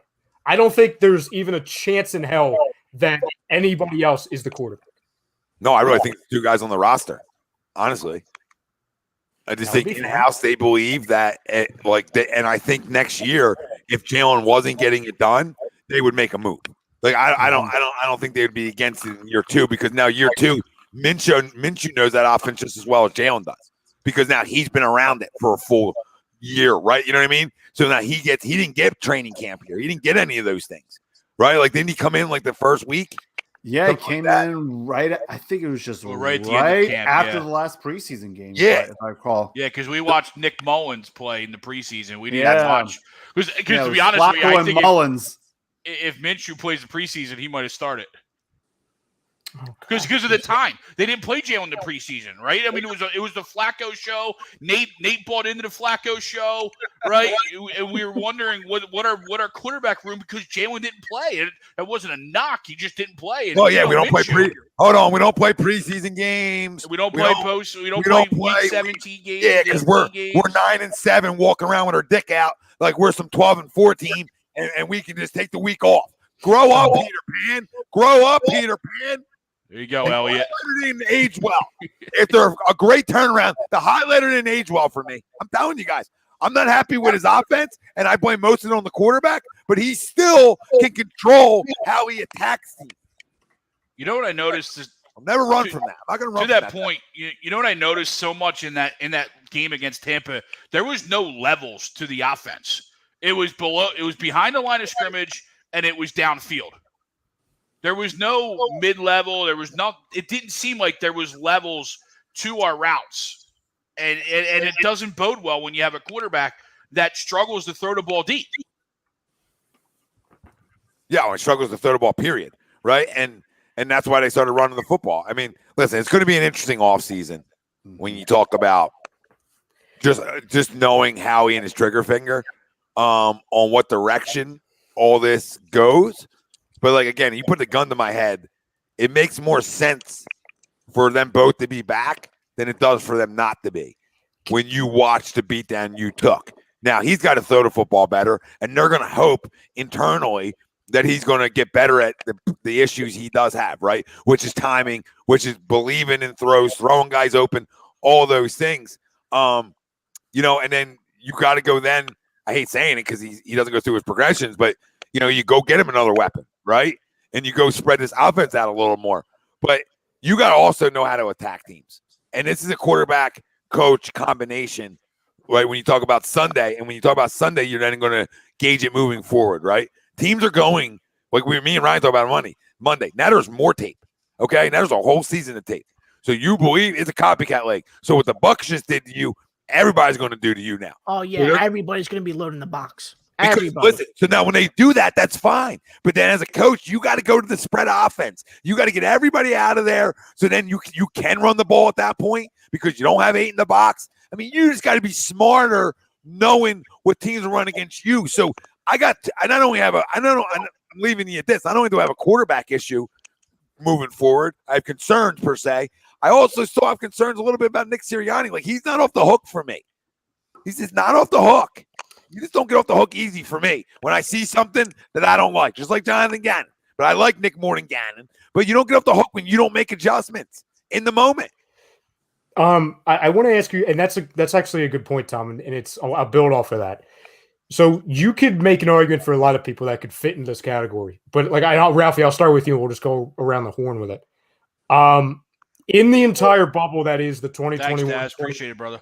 Thank you, Daz. The entire bubble that is the 2021-2022 season, who was your biggest disappointment? On the Eagles? Yeah. And it could be, and it doesn't have to be a player. It could be anybody in the organization. Huh, it's a quarterback. Okay. Ralphie? Unfortunately, Dammit is not a player on the Eagles. I don't care about all the rushing numbers, too. You can just leave that at home. I care about throwing the football. I'm gonna go. Obviously, Jalen could be number one. I'll go Miles Sanders as my biggest disappointment. Miles Sanders. 0 touchdowns this year for a lead back. We're talking MVPs 2 years ago. You can't even score one fucking touchdown this year. That's a big disappointment. Yeah, he's a softie. That was my number one. Yeah, that was mine as well. Oh, Greg? Yeah, I mean, that's I could go with somebody else, but I would like Sanders. I would go Cox. I would go Fletch. I would go Fletch. Like you said, $100 million. $100 million. We get 3 sacks. Didn't get your first sack until what? I'm on 9th game into the year. Something like that. Something crazy. We all love stats. I'll look that up real quick. Yeah, that's fun. You can also talk about we used a 2nd-round pick on a quarterback that replaced our air quote franchise quarterback, and he didn't make one stride to get better. Not one time did I really see through a full game of him doing what he needs to do as a quarterback at this level. I'm surprised nobody said Jonathan Gannon That's where I I'm don't going even with. care about that because I'm just in player mode, right? Like he's a fraud. So I didn't expect anything from that fraud. Some people did. Like I didn't expect anything from Gannon. Like it was house money, right? Like I don't know. It's new, right? So it's a wait and see. So I didn't expect him to be a liar. He's the biggest liar, I think. He might be a bigger liar than Howie. That's another press conference liar, right? I mean, we see it more and more and more. But like to me, like Miles' disappointment, sure. All those guys, Fletch, absolutely, Nate. There's a lot. You guys are tossing out a lot of good names. Yeah, I mean, don't run from Miles the would have probably quarterback. been my one, and I'm not running Cox from the would have been my quarterback. I know two. what he Then was. I would look at Hurts. I knew what he was. I didn't, you know what I mean? Like, I know you, week 5. I knew your truth. You know what I'm going to say. You already know what your truth. And not that I didn't believe what you were saying either, Nate. Like back in the day, like you know how I feel about him. I'm lukewarm, right? And that Luke gets cold sometimes. It's chilly out, right? That Luke gets cold real quick. And there was ups and downs this year, and I think we all talked about it, right, guys? Throughout the year, where hey, there was weeks we were trending upwards, and there was other weeks where we were coming back down because there was no really consistency in him throwing the football enough, right? And that got exposed on Sunday. That's a big time issue for me. It's a big time concern. That's a big time disappointment. Any word you want to use, adjective, in terms of describing it, that's what it was. And then you add the coaching. Like I'm almost going 2-part ride from that, right? It's a 2-parter because Nick on Sunday did nothing to change what the Bucs were going to do defensively. That's concerning. I can sit on my couch and say, "Hey, I might want to spread them out, Nick." You know what I mean? You're almost like extending the broadcast. Like, "Hey, Nick, go a little further.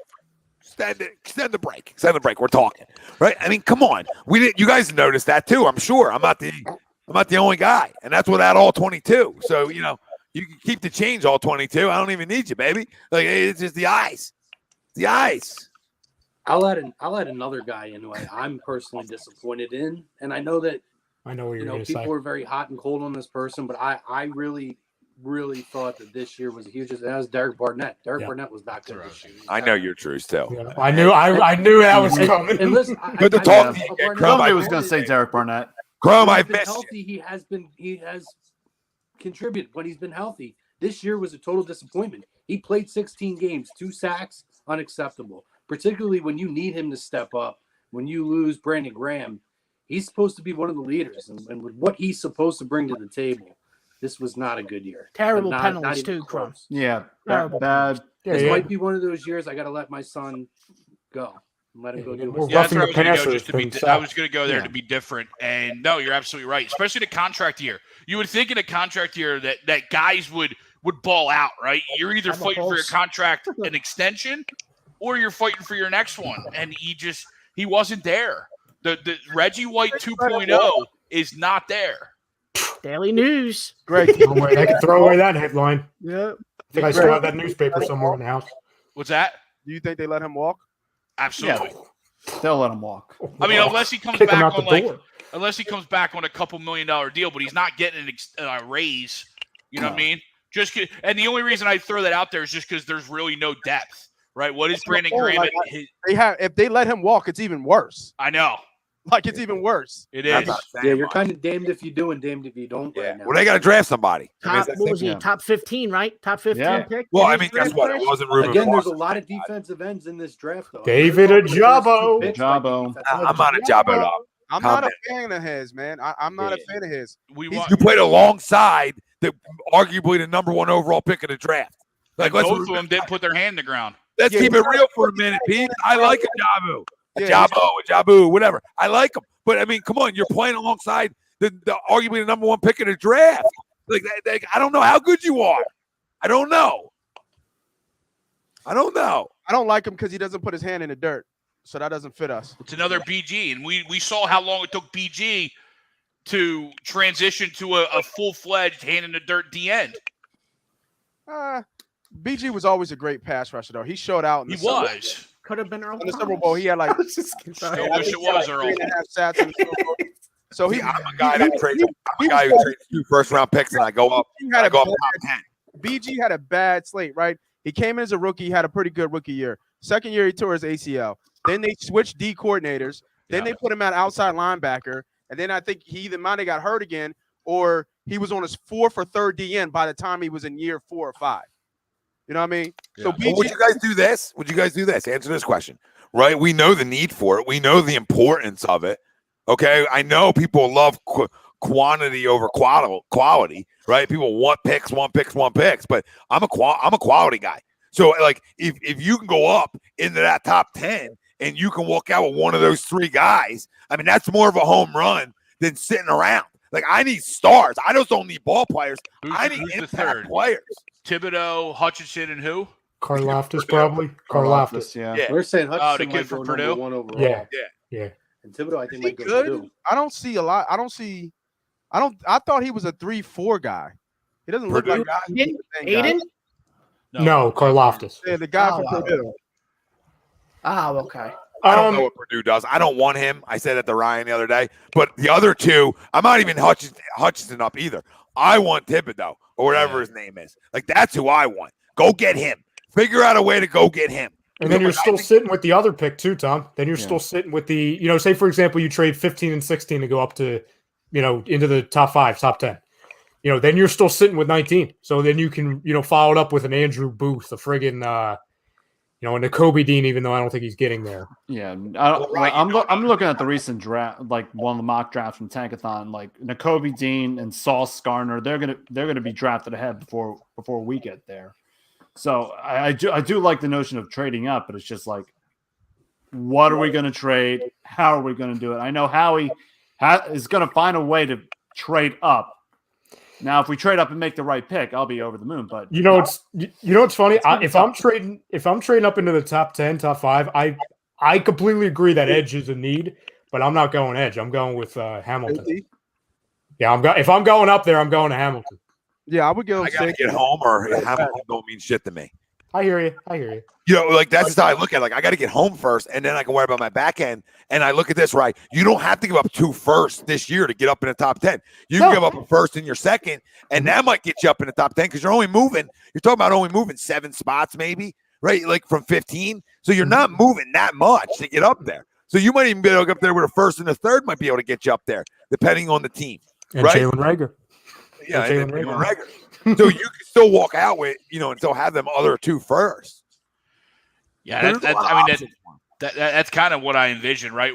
One pick is being used to move up. One pick's being moved to drop out, and we'll still come out with 2 firsts.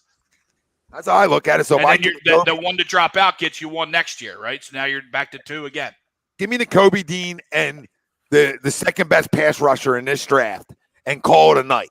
Call it a fucking night.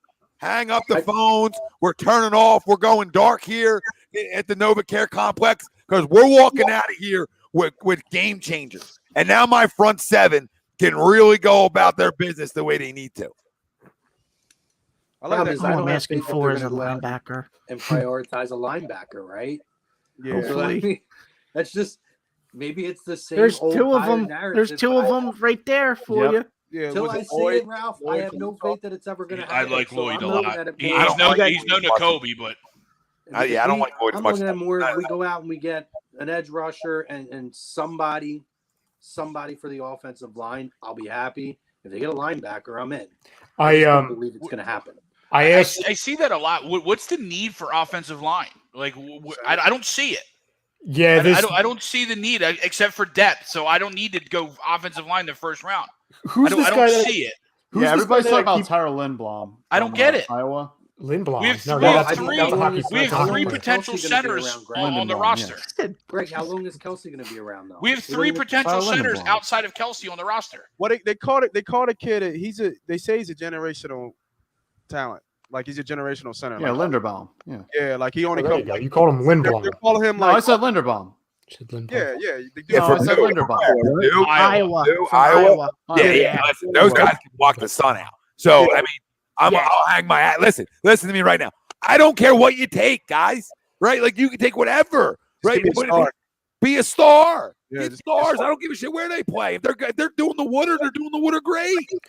Right? They're giving dip smoothies out. Like I don't care. Like I need stars. I need impact players wherever they may be. And that's where they have the luxury this year. Go get the best guys. And I know it's easy to say. We say it every year, but this year more than ever. I don't know that name, Brian. That's a good question. I don't know the top linebackers in free agency.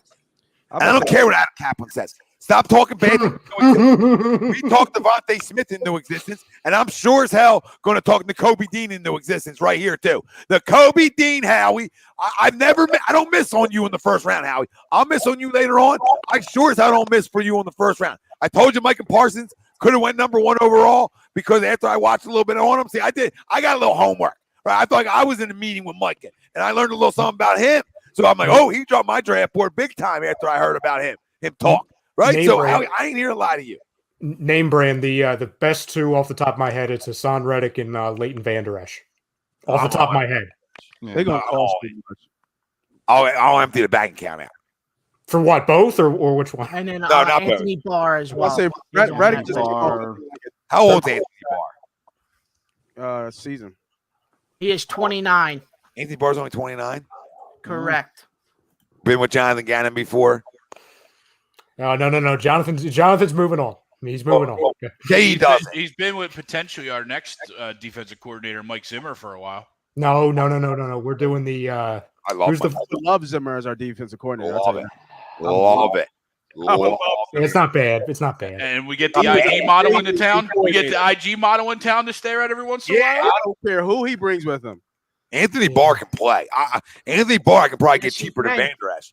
And Anthony Barr can play. We all know this. So, I mean, that's Vander Esch looks slow this year, too. Vander Esch looked like he lost a step this year. He did a little bit. I'm not going to go Cowboy. We've been burned by them too many times. DeMarco Murray, too many names come to mind, right? I'm going to go to the Minnesota tree again here. The Viking tree. Skull up. I'm cool. I'm cool with Zimmer. I'm just a tank for the guy from the Broncos who just got fired. Yeah, we got to redo our whole roster, though. He's 3-4, though. That's the only problem. All right, give me Zimmer. We got to remake the whole roster. Zimmer's a better defensive coordinator, too, I think. We tried that. We tried that. A little bit, right? Not a lot, right?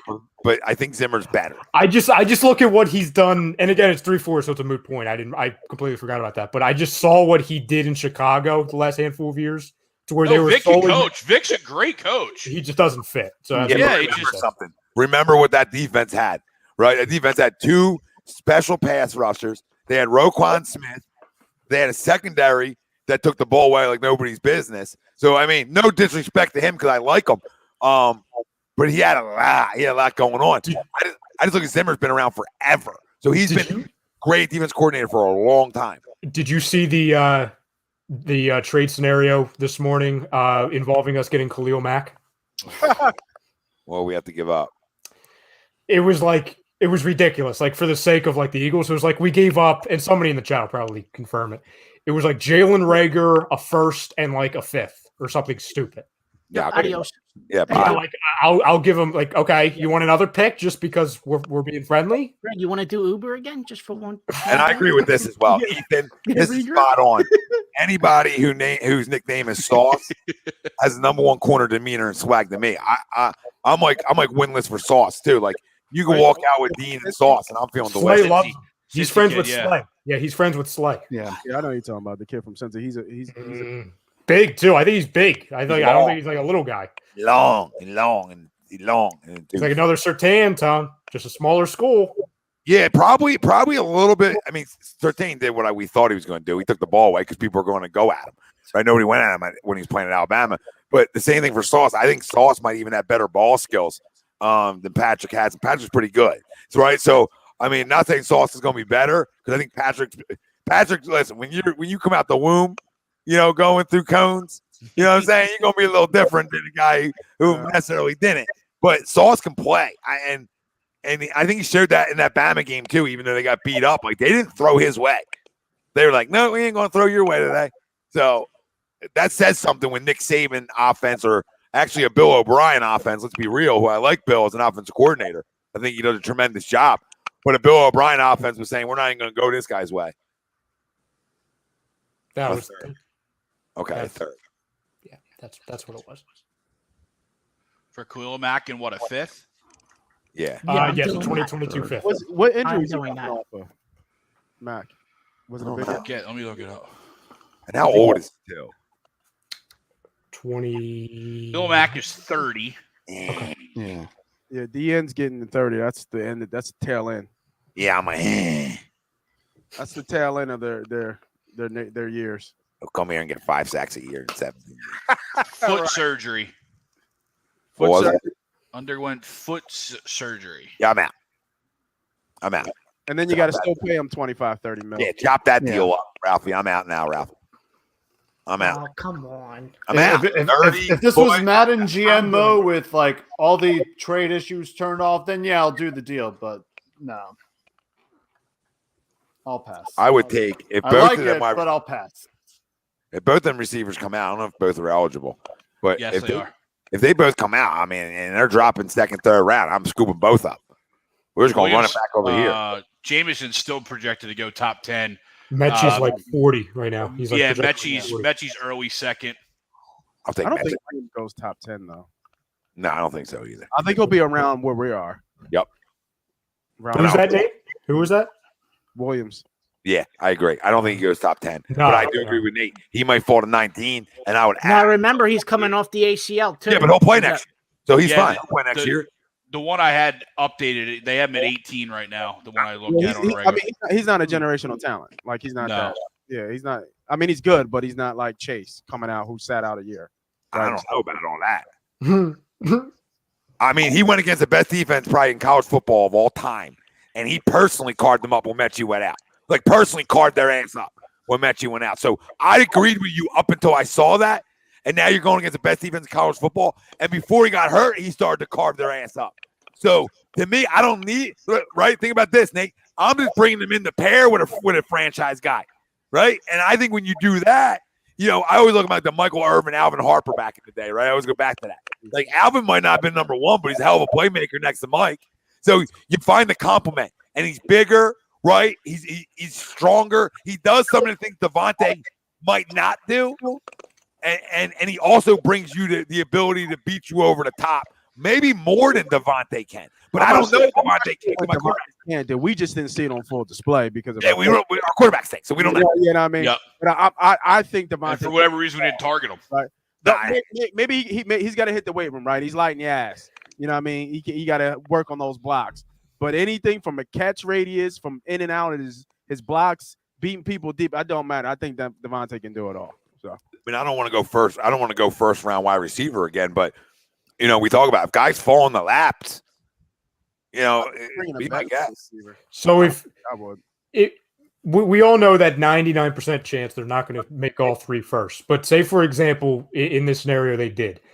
This thing has us, the projections. If we're coming out of the draft with Devin Lloyd, I know what Tom's going to say to this guy, Jordan Davis, and Andrew Booth Jr. So that's linebacker, DL. You must be on Tankathon. I am on Tankathon. I was just reading that. Yeah, it's a good site. If you come out with those three players on a scale from 1 to 10, how happy are you? Yeah. I mean, the Jordan Davis one is the one that gets me, right? That's the question mark there. Do we know why he's 30? Do we know why he's like old? Is there a reason? I couldn't figure it out. I tried looking it up. Maybe Frank's got better Google fingers than I do. I don't know. I couldn't figure out a reason why Jordan Davis is 26 years old as a senior in college. All right, so swap out Jordan Davis for Linderbaum, because Linderbaum's going to pick after that one. He's going 17. That's like an 8, because like I think he's generational. So that's your center for the next 10 years. Yeah, and then again, I understand he's a generational talent, but it's not a big deal. Dickerson played great at guard, so you have that answer. Right, but we have Solomon Sayamalu coming back, who's played center before, and you have Herbig, who's played center before. I hate Herbig. I'm not saying he's a swing guy though, right? He can play guard. Who? Solomon. Both of them. They all can swing. But Greg, now look at your line, Greg. Your line mauls for like 20 years with those three on your line. Like even more than Kelsey. I'm not going to hate it, right? I'm not going to hate it. I just in the first round, I just question the need for the offensive line. Who are you talking about, Elliot? He's not 20. Jordan Davis is 26 years old. That's what Greg has been telling us. Oh my God, are you telling me Greg's been lying this entire time? After all this time, has Greg been lying? Jesus Christ. Yeah, I'm like, look, I'm like, that doesn't make any sense. Like, what kind of Chris Winky crap Where'd you is get this? 26 from? Jordan Davis' actual age is 26 years old. What? Who told you that? What kind of? We've been doing this for 4 weeks. I've been yelling about the guy being 40, and you're giving false info, Mr. Goog. Mr. Yeah, Goog. Jordan Davis. He plays for Georgia, right? Yeah, he's 20. Yeah, his wiki says 22, 22. man. Oh my God! 22. I get. Oh my That's God. right. Then it's now I'm all in on Jordan Davis. Is this fucking real life with you? 6'6". He was born January 12th, 2000. Yeah, 22. Yeah. You know how much airtime And he's a religion major. You guys have been doing segments on that. We opened the show about Jordan Davis being 40. We talking about Chris Winky. Are you kidding me? Are you kidding me? My No, Google fingers Where'd you messed get up. I'm sorry. 26 from? Yeah. I need to know. Where'd you get it from? It looks like it's his wiki because it says, how old is Jordan Davis? Jordan Davis' actual age is 26 years old. The wiki can be updated though, right? Yeah. I'm going to update mine. I'm going to say I'm 30. And I could say I'm the second coming of Christ on my wiki. So what is the actual age of Jordan Davis? 22. He is 22. All right, yeah, I'll take him. Can we trade up for him? He's like the dude from fucking Just Bench turned. Wars. Just turned. I am 22. 12. So he's been 21 this entire January time? 12th, he turned 22. Ethan, what? What is going on here? Does anybody got fucking Davis's fucking number so we can call him? This They is just like, asked him. Website has him at this is like the scene from Benchwarmers. I am 12. Yeah, I am 12. This Fox website has him at 26. What is going on? I feel this is like the Little League World Series trying to figure out. Even what from the his hell Twitter, he goes says on. people Danny with- Almonte? How old is Danny Almonte? Yeah. And even on Jordan Davis' Twitter, he says, people really saying I'm 26. Imagine me graduating high school at 22. I'm a 2000s baby. Stop playing with me. Like, come on, he's 22. That is crazy. He was So graduating. he even said he's 22. Oh, Yeah. he's hiding something. Okay. He's So hiding It something. finally worked. He's commenting. He's hiding something. And, So he knows it. See, I might be Wait a wrong, minute. He but played it's not my fault. Like Miguel He played Tejada. for Bishop Sycamore, it says here as well. Yep. Is this gonna be like a Manti Te'o girlfriend thing to where it's like, oh my God, does she exist? Is he really 22? Like, is this gonna be a thing? Check the recruiting sites. Bishop Sycamore.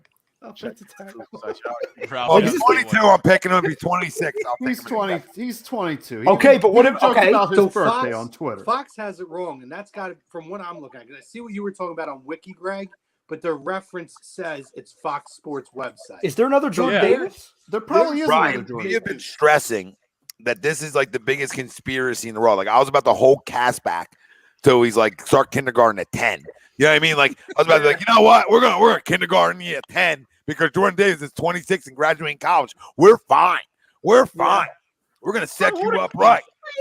Fucking Greg. 5. I almost ruined my kid's life, Greg. Jesus. He's got a full-on Okay, mustache. I mean, I'm argument's looking on Wikipedia. There's like 5 other Jordan Davises. There's one born in 97, another born in 88, another in 70, and one in 83. Maybe it's the 88 guy. D tackle. The one from D-tackle. 88 is a country He was singer. the big moose from Georgia, Yeah. 88. 99. Oh, Okay, nice. for know. argument's Wyatt's sake, pretty good, though. what if he's 24? Let's meet in the middle. He's not 22. He's not 26. He's 24. We I draft. feel he's a fat mess. I don't know. I don't know. Does this guy exist? You ring worker. I don't know. How I feel. I'll take their whole defense. I don't know if I take them. I feel like if I pay him, he might get. I want him just because I think he's the one guy on the planet that's bigger than Jordan Mailata. Imagine having. You know what I'm saying? You have Mailata on one side and then Davis on the other. Well, big guys beat up small guys. That's what we've been told by Chip. So I mean, I believe 6'6". it. I mean, if he's 22 and he's there, I scoop him. But I just feel like he might blow up to 400. What's he like 3? He's like 370. Yeah, he's 6'6". I don't know what the weight is. And he's faster than Jalen Rager. He's faster than Jalen Rager. Jordan he hasn't come off Davis the field a is lot. 340 pounds. 40 pounds. He has to come off the field a lot. And that's a lie, too. We know that. So he's probably like 360. Because we know how that works.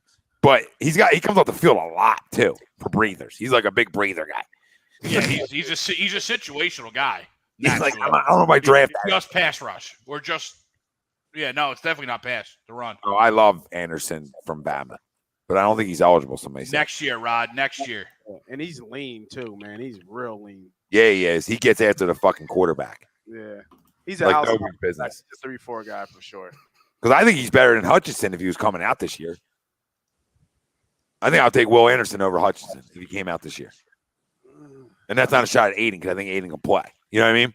Because they're two different type of players, two different styles. One, I think the better overall. I think Aiden's better overall, probably better run stopper. But I think Will gets after the quarterback better. Yeah, I think Anderson has the higher ceiling. But the Hutchinson is he's a starter now. Yeah, I think Anderson's a guy who can get you 17, Nate, right? And Hutch is a guy who can get you that too. But I think Anderson's a guy who can he's got like a Watt motor. He's got like a TJ Watt motor. You know what I mean? Like I feel like he's just always in the quarterback's grill. Always. Yeah, always. It's because he's like 190 pounds. He's light. Greg, you know who I wouldn't mind drafting either? Oh, go ahead, Rye. No, I was just gonna say, Greg, was this the Wikipedia you were looking at? This one? Yeah. That's not the real Wikipedia. That's Wiki NG How. Wikipedia's down here. You're looking at the fake Wikipedia. This one literally says Wikipedia, born 2000. You're looking at the fake Wikipedia. Jesus, Greg, get it together. We do have Milton there, Stan said, and Milton really showed a lot through the latter part of the year, I thought. Even sometimes at the end, I thought he was getting pressure, especially in that Cowboys game where we saw him. So that looks like a good pick. It looks like we're in a pretty good spot at tackle. But listen, we got a lot of time to go through them, don't we? Yeah, we hated on that pick too, right?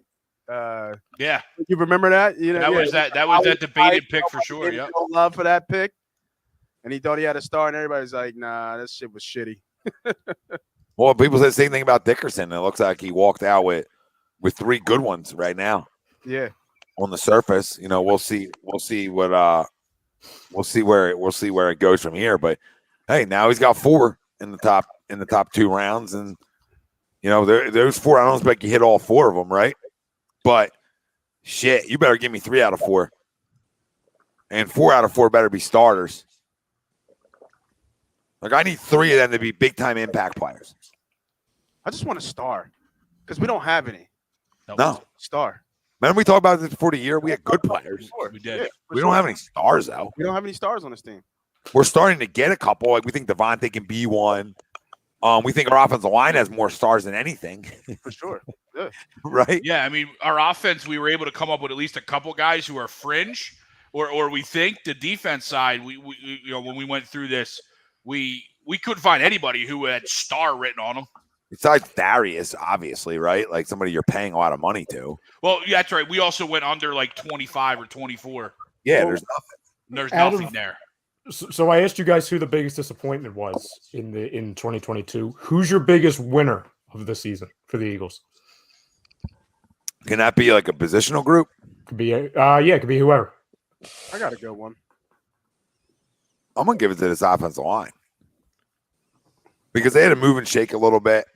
You didn't know you had Lane Johnson that was out for a while.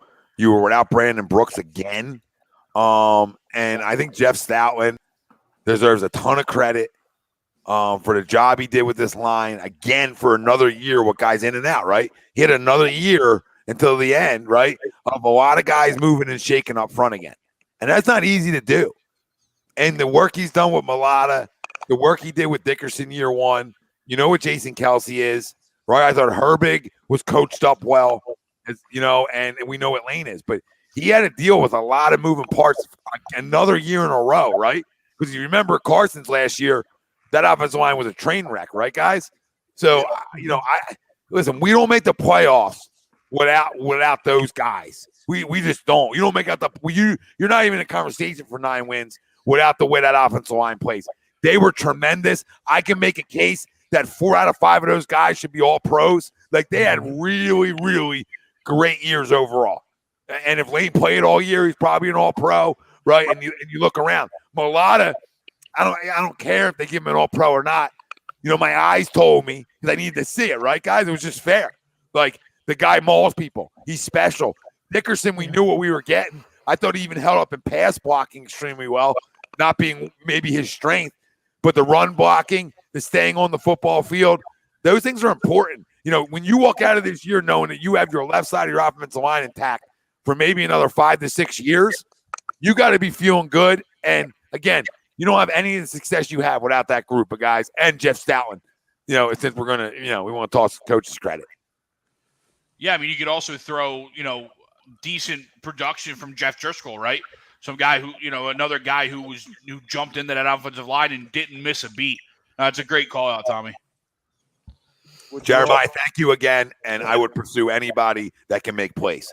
And Ron Matthew was one of those guys. Love me some Honey Badger. Yeah, I'll go real quick. I'll piggyback off of Tom. I think the biggest winner is Jeff Stout, 100%.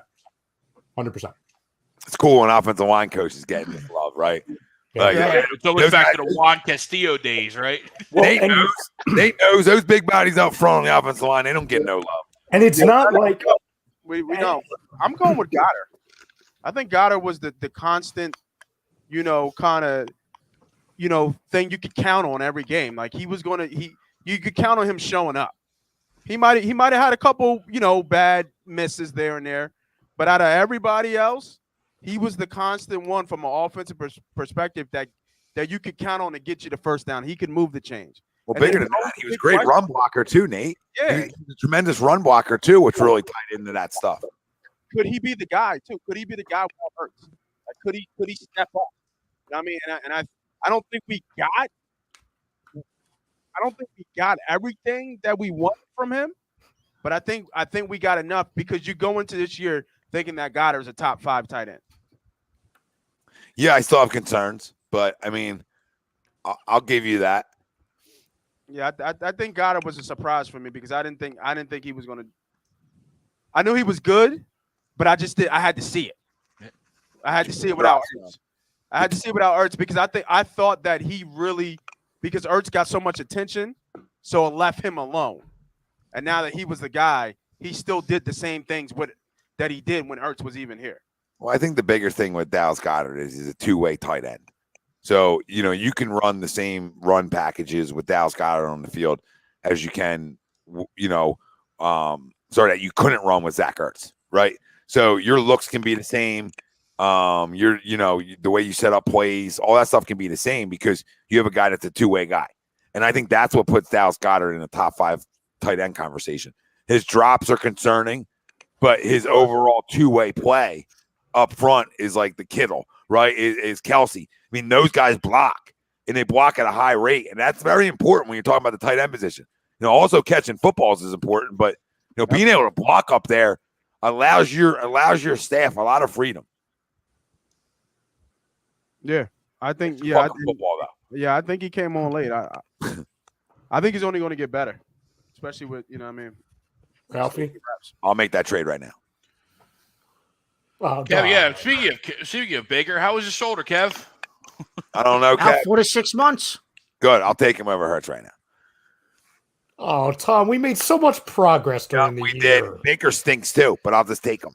Oh. I would too.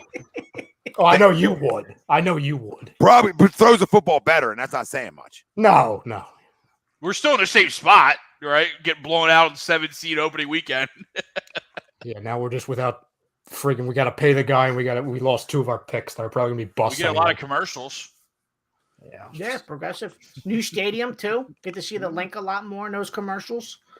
Yeah. Ralphie, who's your guy? I'm gonna go Quez Watkins on this one. Yep, took Frank for a guy that was Quez Watkins, a 4 or a 5th guy on the team, a bubble type of guy to come out of nowhere and have 640, receiving yards this year and get high praise from today's press conference about him being the number 2 wide receiver. Yeah. So I'll take Quez right now. I don't know about high praise, Ralphie. All we learned today was that they do agree that he is better than Jalen Reagor, which so is everybody is good than Jalen Reagor. We're all better than Jalen Reagor. And your first round pick from 2 years ago came and sniffed 300. I mean, a trash can catches more footballs than than Jalen Reagor does. Yeah, I mean, all we learned this year was that Quez Watkins, who yes, he's a 6th round pick, sure, is better than a former Texas quarterback in Greg Ward, Houston, which is in Texas, but it's the University of Houston, which is in Texas. Yeah, but you can't say Texas. You can't say Texas there. You can't say Texas. It was in Texas. I don't agree with Greg off. It was in Texas. Prove me wrong. It was in Texas. So, I mean, the guy had 647 yards and 1 touchdown. I mean, okay. They he's did more than Jalen Reagor did. Okay, but so did I. I walked to the friggin' TV and I did more. I'll take him. Look, I just sat down in my chair. I did more. You know what I'm saying? Like, it's Houston. The Lakers suck. He's 26 years old. Yeah. Oh my gosh. You real quick over there. LeBron, Anthony Davis. Do you want to continue doing it? That's fine. No, it's not fine. It's mediocre. Frank? Well, I mean, I'm just gonna pull up this comment over here, and I don't know how he got it, but yeah, it's Jordan Mailata. Especially the guy. Nobody knew what we were going to get out of him when we first drafted him. From an extremely unknown 7th rounder to becoming one guy did to a top, probably one of the best offensive linemen in just a short span, and having a well-deserved contract. It's really impressive of how far Jordan Mailata has gone, and he's definitely my big winner for this season. Chrome, I wonder who your Nate, winner did you go? is. Well, I said got her. Got her. My bad. I mean, there is one person that has dubbed him GOAT Mailata since the day he got drafted, and his Hall of Fame career is mounting very quickly. By the way, He's done. I'm not gonna go. I'm gonna go different than what you guys, because Mailata and Goddard are probably my top 2 guys, right? I think I talked about that earlier. He steals my guy. I'm gonna go with another guy who came from the CFL. Oh my God! Is this guy really going to talk Alex? Is he really? Oh, are you fucking kidding me? Go to bed. Here's why. Good night, everybody. No stability at the linebacker position. Chrome, he can't fucking cover me or you. I'm just saying. Is this really happening? This season was not a success if he was the winner. This season was not a success. I thought you'd go linebacker. I was just hoping you weren't going to take my guy. I can't believe you actually took Alex Singleton. Oh, Tom, are you serious? Like, is this a joke? Kind of a half joke. No, Okay. I want to go Mailata, but no. Honestly, I have to really look at it, and I would actually go with Darius Slay for the simple fact of a guy who we really thought was washed up last year. And I'm not saying huge success. You guys took mine. I'm trying to say somebody different. But I do think that Darius Slay at least proved that he's not as washed up as we thought he was. I thought he came and he made some plays this year. And again, maybe I'm stretching just because you guys took my main guys, but he got snubbed from the Pro Bowl. No, Darius is a great name because, we had question marks. We got last year was not a good year. Not a good year for him at all. And coming off, what we had to give to go and get him. And I looked at this secondary. I thought him and Nelson played pretty well back there. Were guys who were able to create plays and create turnovers. And again, when is the last time we saw a secondary on this football team actually create turnovers and make plays? And I was happy for him because that's a guy. I know we've all trashed him. We're really giving him a hard time on here. So that's probably the guy I would go with is Darius Slay, aside from who's been mentioned already. Greg? Yeah, I'm going to go TJ Edwards. I really wanted to roll with the fucking Singleton thing, though. I couldn't tell if you were serious. Things. I'm like, well, no, I'm sorry. Go ahead. He's obviously now you got me thinking Singleton. Edwards naturally isn't obviously the answer, but he has proven that he is a guy that you can plug in there. I thought he took major strides this year. Naturally was rewarded with a contract. And I think he could be a piece where you plug in a Nakobe Dean, a Devin Lloyd, or somebody like those guys, and you start to build something in that middle. When we've been successful defense in this organization, they've always had a solid front seven, and that included the linebackers. That, I think, is our biggest deficiency, and I'm sure we all do, especially when our front four that didn't get home as much as we did this year. Well, not anymore since you two took both linebackers. So, I mean, we're rolling now. Yeah, we're in a great spot. I saw in the chat Hargrave. Hargrave is a good one. Yeah, that's a good one. Yeah, Maddox. I thought Maddox. I like Maddox. Yeah, I think Hargrave would be my two because he pretty much led the team in sacks for the most part. Yeah, that's a good one. Yeah. And 40 boy, we do have onesies. And I can get the guys at Philly Drinkers that make you one for sure. I got a few laying around. So the newborn A2D drip. Congrats again, 40 boy. That's awesome. Yeah, that's true. Congrats. Don, happy birthday, brother. Happy birthday, Donnie. birthday, Davion Don. Taylor looked good until he got hurt. I agree with Mr. Wing. That's the other linebacker, right? Yeah. Taylor. The scary thing with Davion is you can't tell if it was flashes or if he actually got better, right? Because there was also times where he looked like that unpolished diamond in the rough that we thought he was, and then there was times he flashed and looked like an NFL linebacker, and it sucked he got hurt because we weren't able to see if it was flashes or if it really was improvement. Mm-hmm. But I guess flashes is a start for Davion Taylor. Yeah, it's a step in the right direction. At least he got on the field. Boys, you want to get into who's going to the NFC and AFC title games? Yeah, Let's I got to get get out. sure. Yeah, I want to do the same. I got some ice cream chilling I'm for looking me. at the clock. Holy shit! Yeah, I got a little ice cream chilling for me too, Craig. Yeah, same. I got to go make trades I'm on the machine. anticipating snow. All right, let's go first one. Bengals. I think it's the first one. It's the first We're one. getting up. We're Bengals, getting a little heat Titans, wave right? coming down. Oh, nice. Bengals, Titans, Tennessee minus 3.5. It's one. It's hard to bet against the Titans. They're tough, right? And they're getting Henry back, correct? Yep. We're getting Henry. Thanks, back. Lee. Appreciate you chiming Thanks, in, bud. Lee. Thanks, Lee. Appreciate it, brother. If you haven't, make sure you're following. All right, lock in so you get all the shows, not just ours. Bengals Titans gonna be a good one. I think the Bengals just won their Super Bowl. Mm-hmm. And I'm not. It just happens sometimes when you haven't won a playoff game in that long, right? So it's just natural.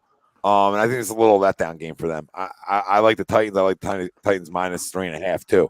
What do you guys think? Titans in this one. Titans. Is Derrick Henry officially playing? Yes. Yes, Yeah. he's been cleared. Is that a yes? Because I Yes. didn't see Yes. that. Yes. Yes. Okay. I am going to take the Bengals in an upset. Okay. Is he 100% full go? Did they say 100% or did they say he's playing? I read no restrictions. That's what I read. In Tennessee. I mean, if Henry's playing, I think that's the caveat for me. If Henry's playing, you got to like the Titans. You got to like Yeah. the Titans. Yeah, I think it's such a huge boost to them. I don't want to say they stumbled, but it felt like towards the end of the year, even though they were the 1 seed, towards the middle of the year, it felt like they were stumbling, right? They found ways to win games, get Derrick Henry back. Yeah, you have to like them at home. Cromer? Yeah, not knowing if he was playing, I actually really thought Cincinnati might be this would be an upset game because I do think Tennessee is a team that it wouldn't shock me if they went all the way or if they were one and done. I don't know. But Yeah. I think with Derrick Henry coming back, it's impossible to pick against them. And I want to go with Cincinnati. I think Cincinnati is such a well-built team now, and they're young, and their future is very bright. It's Barrow. I think this might be where Winners win. might be where the Yeah, chip is it's gonna Barrow, be. man. He's got the makeup. That's what it is. He's got the makeup. They got playmakers on both sides of the football, and they're young, and they are going to continue to build that team around. And they have that whole Burrow chase. And Joe Mixon's finally getting some love for how he played. There's a lot of weapons on that team. They're so well balanced. I want to pick them. Remember, they had to go offensive line, right? They had to go offensive line. They had to protect Barrow. But you know how you protect your quarterback too? You go get him a guy who gets open all day. Well, You know what? I think this Right? year they'll build You that go get him a lineup. pimp to help protection. They'll See, beat that line up this year. I hear the Joe Burrow thing, and listen, he's awesome. The two biggest reasons why I think Tennessee wins this game, aside from Derrick Henry, but Henry kind of plays into it. One, I trust Vrabel more than Taylor. I don't think that's even a hot take. It's just he's just better. I trust Vrabel more than a lot of guys, to be honest. And two, my coach what was that, Tom? Yeah, he's my coach of the year. Yeah. Cincinnati's defensive line is banged up entering this game. And while Burrow's very good, if they do have Derrick Henry, which all signs point to it, their game plan, and just because that's what their offense does, Burrow might not be on the field as much. Like, it's crazy that we're saying, like, oh, keep Burrow off the field like he's Brady and all that stuff. But really, he's a guy that you don't want to be on the friggin' field because he torches everything.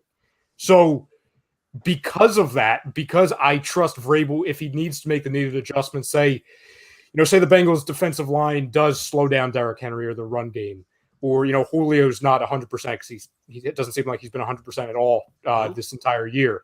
Julio Jones. I just look at those two things where Burrow could just be watching the game come and go. You know what I'm saying? Where it's just kind of like, okay, time of possession game with Tennessee, which is what they were doing to teams when they didn't have Derrick Henry. Now that you've got him and he's got quote-unquote fresh legs, I'm not saying it's going to be a blowout, but this could easily be a comfortable game for Tennessee. Well, even without Henry, I mean, I'm not in love with the Bengals defense. So, I think they're solid, but they're not like you can't move the ball on them. So this is a tough one because you don't know how good is the Titans defense. How good are they going to be to try to shut down all the weapons in Cincinnati? I mean, that's not an easy task either. This is an interesting game. It looks like to be a fun one. So looking forward to that, getting our Saturday kicked off. I'll stay in the AFC for you guys. All right. And we'll get our AFC title teams out of this. And this should be a beautiful one. Bills at Chiefs. Chiefs -1.5. The Bills won there early on in the year, and that was like their Super Bowl. And after they won that game, they really went south for a minute. Right? I mean, they almost packed it in because they beat the big bad wolf. Can they go there and do it again? Listen, I love the Buffalo Bills in a way, okay? I think they're a very, very good football team. I think the loss of Tre'Davious White will come back and bite them on Sunday. I got to believe that loss is too much at this point of the year when you're going up against what you're about to go up against. I don't know if you can go there and win that game now. Now, the other thing I won't do, it's hard to bet against Josh Allen. Right? It really is. He's a special talent, man. Most guys ain't big and strong like that and be able to run like that, like a fucking running back, and then have zip to throw it in like, dude, it could be -40 in Buffalo with winds at 50 miles an hour, and that dude slices the wind up. So it's like he's a hard guy to bet against, but I really believe I'll leave it at that. I really believe the loss.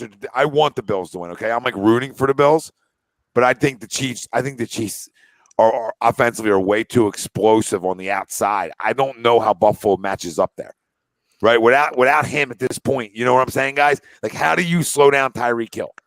Because they had him that week. I don't know. It's going to be a great game, though. But as of right now, I'm definitely leaning Chiefs.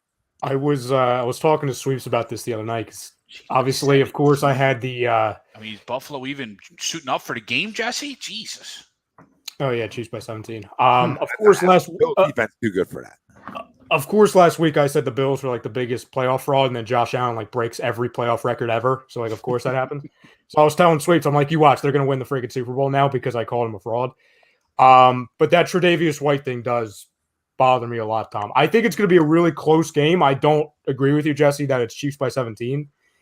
But I'm going to go Chiefs in this game.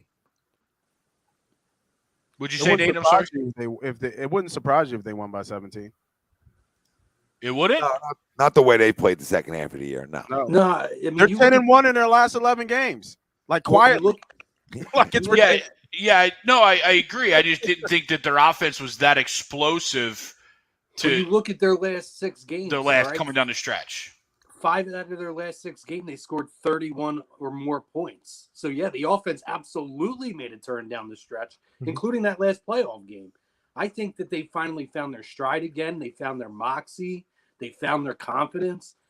And I've been the last 2 years, and Ryan knows because he's been on shows with me. I really thought the Bills are a team that's going to make an impact. I don't think it's this year yet. I think for them this year was that stamp of now that the East is their division. The AFC East is officially their division now. They've slayed the Giant, sent them packing home.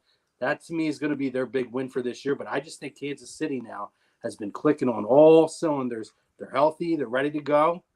I think they're going to be really, really hard to beat at home. That's the problem. You got to go beat somebody in their place again. And it's that guy. It's like there's that man again. You know what I'm saying? It's kind of. I'm not comparing it to the Patriots.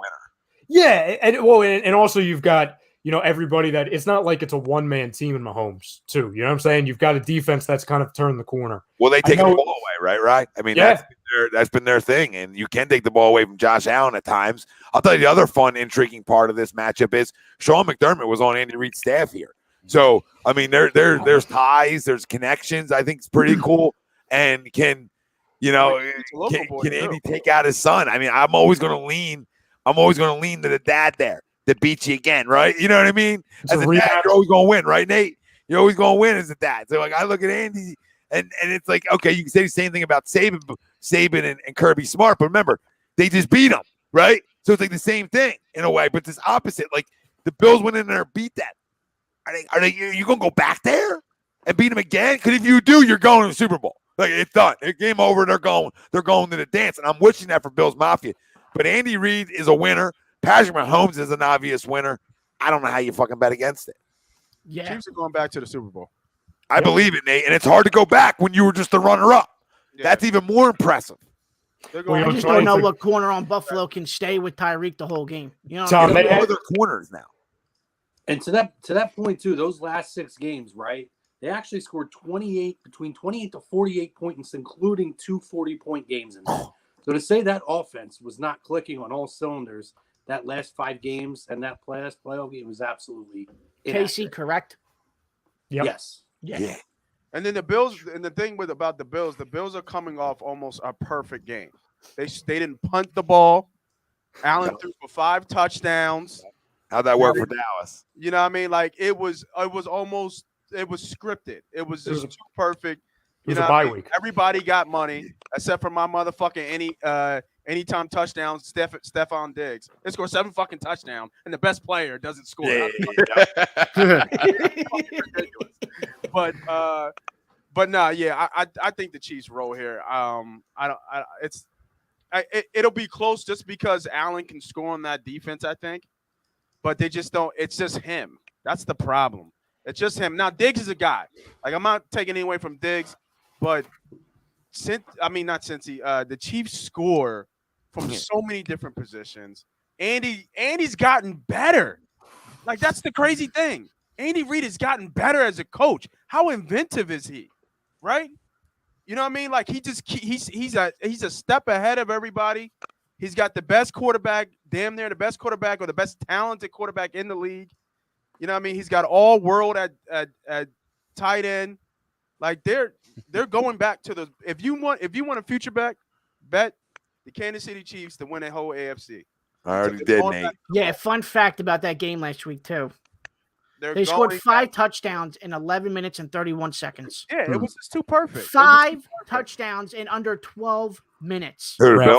I don't think he comes back and does that in Arrowhead. He doesn't come back and do that in Arrowhead. Yeah. No, the Chiefs did it, Nate. The Chiefs did it 2 weeks ago. Yeah. Oh, I'm sorry. I thought the Chiefs scored 5 touchdowns. I thought he was too. But listen, the problem is the Patriots on a team that's going to put up 17 in an 8-minute stretch on you, right? Yeah. No disrespect to them. About that KC game, none of their stars scored. It was Pringle, right? It was Hardman. It wasn't Hill and Kelsey getting off. No, they're explosive from so many spots, like you said, and they're explosive out of the backfield. I mean, and then their quarterback's explosive. So I mean, listen, I love the Bills, but I don't know. If they didn't beat them there, this year, then I wouldn't be. I'd say the Bills are going to go upset them. But it's like the same thing that happened with the Bills in New England, right? New England comes in, they dominate them, they leave a bad taste in their mouth, and then they circle back. New England circles back. Right, and now they stuff the run. Right, like when you're 2 good teams, it's hard to beat a team twice when you're that good. At this point of the year, it's hard. It just screams 38-28, something like that. You know what I'm saying? Both teams are going to score. It's not, but it's going to be okay. You just can't catch up to the Chiefs. I want Andy to get another one. Yeah, I can't stand the anti-Reed thing like that we dealt with a couple years ago. I want him to bend Howie over again, and Jeffrey Lurie. I root for Andy. Weren't you against that though? Weren't you against rooting for him to get the first one? Who? You. No. That's his son. Like, how could you root for him to go and get one? I'm not rooting for him. It was a whole big thing on here. Well, I might have said like I'm not going out of my way, but it might not have been you. It might have been one of somebody. No, you know what I probably said last year? I wasn't rooting for him. Last year, I probably said I don't need back to back. Like I probably said last year, I don't need a back to back. Chrome. It was a Wednesday night thing. It was Tom and Greg. They would always go back and forth. Yeah, nobody's got time for the back to back dynasty. You know, because nobody goes back to back anymore. So like, relax, right? But now you took a year off, you lost. I got no problem. You got embarrassed too. They just lose. You got freaking embarrassed. And then they went out and got 2 tackles and said, enough of this. And their Super Bowl slump, Tom, was weeks like 2 through 9. That was their Super Bowl slump. You're right. Well, week 1. Who did they play week 1? Didn't they lose week 1? I think they lost the week 1. Or they might not have. I don't remember. Feels like 2 years ago, right? Yeah, right. With 18 It games. started off cold, though. It really started off cold. 40 boy, first off, we appreciate the hell out of you. We appreciate all the super chats. I can't thank you guys enough for doing this. Fire Howie, fire Gannon, and please fire Regger. Not going to happen, but I would do some things for Mike Mayock, and I know people will laugh at that, but I would do some things for Mike Mayock. Because if you look at the roster essentially he put together over there, he revamped the defense real quick, and then they were without like 2 guys. And the thing they drafted Cleveland Farrell number 4 overall. Henry Ruggs is in jail, and Damon Arnett is on Instagram somewhere. Yeah. So imagine if those guys were all like hits. Well, that's why you get fired. Yeah, no, that's exactly it. Yeah. Hey, 3 first-round picks are scumbags. Hey, bye. Was the Damon Arnett thing Instagram or TikTok? I think Arnett was Instagram. Not a problem. Mike Mayock was somebody else. Guy. Me and Mike Mack are like made out of the same cloth, right? We're like we're whatever that fucking phrase. I don't even care. It's so late at night. The fact that matters, we're like twinsies because I'm not drafting guys that bring home the mommy and daddy. Now I'm sure as hell not drafting guys that are driving drunk, killing people either. Okay, but like the Arnett, I think he was like flashing guns on Instagram. Let's have a little talk. You're fine. You're aggressive cat. I get it, right? So we'll sit down and we'll talk about it. We'll get you back on the football field. But now the Henry Ruggs thing, absolutely not. But the other 2, I don't even know what they did. But like things happen. I'm not bringing you over for Christmas dinner. Things happen. I just got a text saying, "Did Tom really just compare himself to Mike Mayock?" Yeah, I literally just got that text. We're not drafting. Yeah, we're not drafting. We're not drafting the clean cut, all American, like nicest guy in the room. I mean, listen, if a guy's got a little dog in him, let's eat. Now, I don't want you flashing guns on Instagram. I'm just saying, like, guys are wound up tight. Chrome, to Don's point, Tom's drafting the great Khali. Yeah. I'll tell you something. If all them guys play, you got a rugged roster. I'll go to war with a bunch of animals. Mm-hmm. This game ain't built for everybody. I need some loose cannons. My thing with Mayock is I never doubted his ability to scout young talent. I mean, I preferred to watch him when it came to draft coverage than some crumb like Mel Kiper. I can't stand Mel Kiper. So I never doubted that about him. And I think that I'd love to have him be a part of the conversation in the room here for the draft. It won't ever happen. Why don't we start a petition? I'd love to have his insight in that room, helping to make some decisions in the draft. We got 140,000+ followers. Why don't we just sign a petition for me to have to sit in the room, and then you guys can just like hit me in the ear thing, like what do you guys like, and then you all hit me with a name, and then we take the unanimous name. You know what I mean? And it's like, what you guys say? Okay, gotcha. Howie, this is who we're taking.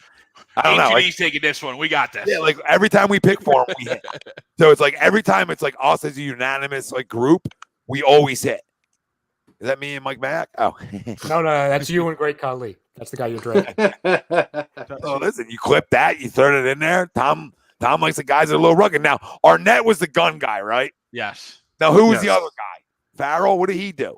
He was just a DN out of Clemson that went like 3 rounds way too high. high. Yeah. Yeah, way too He high. went number 4 over. He went number 4 overall. Yeah. When? This And he was year? like No, a couple Nah, years two ago. years I think ago. it was like 2 years ago. He 2019. stinks. He stinks. Are you talking So he about drafted 2 guys that got problems in Ruggs and Arnett. And you couldn't tell the Ruggs, right? You know what I mean? Like, No. you Arnett, can't I don't tell care. that He's a defensive player. They're loose cannons. from You know what I Ohio mean? State too. So you could have guessed that one probably. Yeah, corners who like to stop the run probably aren't the nicest guys in the world. I'm just gonna be honest with you guys. They're guys who like to get their beak wet. Probably not the cleanest lives around. These are the people Agree or Howie's drafting. Howie's drafting these guys. I mean, listen, you can play. Agree or disagree, right? You know what I mean? Defensive guys are a little bit, you know, when you're good at what you do, you're a little out there. for sure? Yeah. You want to hit guys all day in 0 degrees? Shit. For sure. You're loose as shit. I'm not looking for the All-American guy when I'm going defense. That's why I'm looking for rugged. Little Reuben Foster. Oh God. Yeah, I just did that for Ralphie. We were fucking yelling and screaming. Derek Barnett had the biggest fumble recover in Eagles history, and we were yelling on draft night down at the draft in Philly. We were yelling for Reuben. We weren't happy.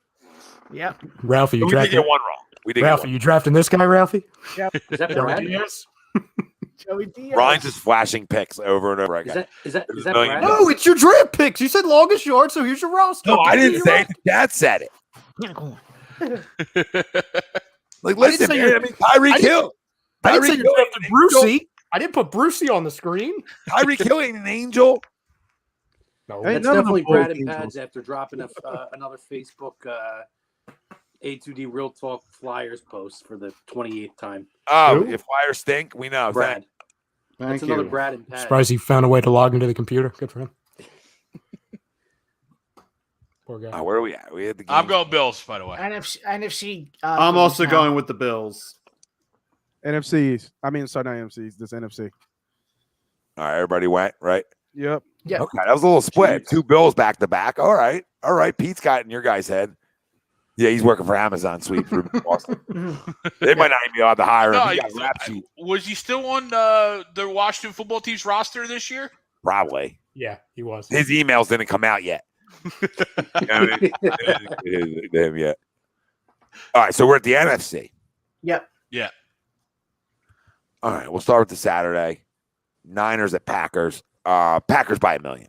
Yeah. Packers can't lose Packers. again, right? They can't do this again with the Niners, right? No. What's the line? 6. They're not going to lose this game. Nope. Pack. Packers. Packers. Give me the Niners. I'm excited for the Aaron Rodgers conversations when this season's done to see where he's going to land. Yeah, well, I'll tell you this. I would love to see a 21-0 San Fran lead and a 34-21 Green Bay win. I hate Kyle Shanahan. That would be hysterical. I hate him. I hate him. Choking another game. Yo, he almost choked it again. He's trying to take Jimmy Chucks G on tried the, his trying hardest take to Chucks give on the that roller game away coaster last there. weekend. Yep. What would you say, Chrome? You trying to take Chucks on the roller coaster there, let them get real nice and comfortable up 21, and then Yeah. Because like Smacking them out? that Chucks is that. I know how to trigger him too. He thinks he knows how to trigger me. Right? He makes me despise Kyle Shanahan. I've never seen a guy love a coach so much that coughed up a Super Bowl single-handedly and then got a job. The worst collapse in Super Bowl history, and then you get a job? Hold on, hold the phone. Where's Daddy? You know what I mean? This is because who Daddy was. That's why you got a job. Twice. Chrome, you know this more than anybody.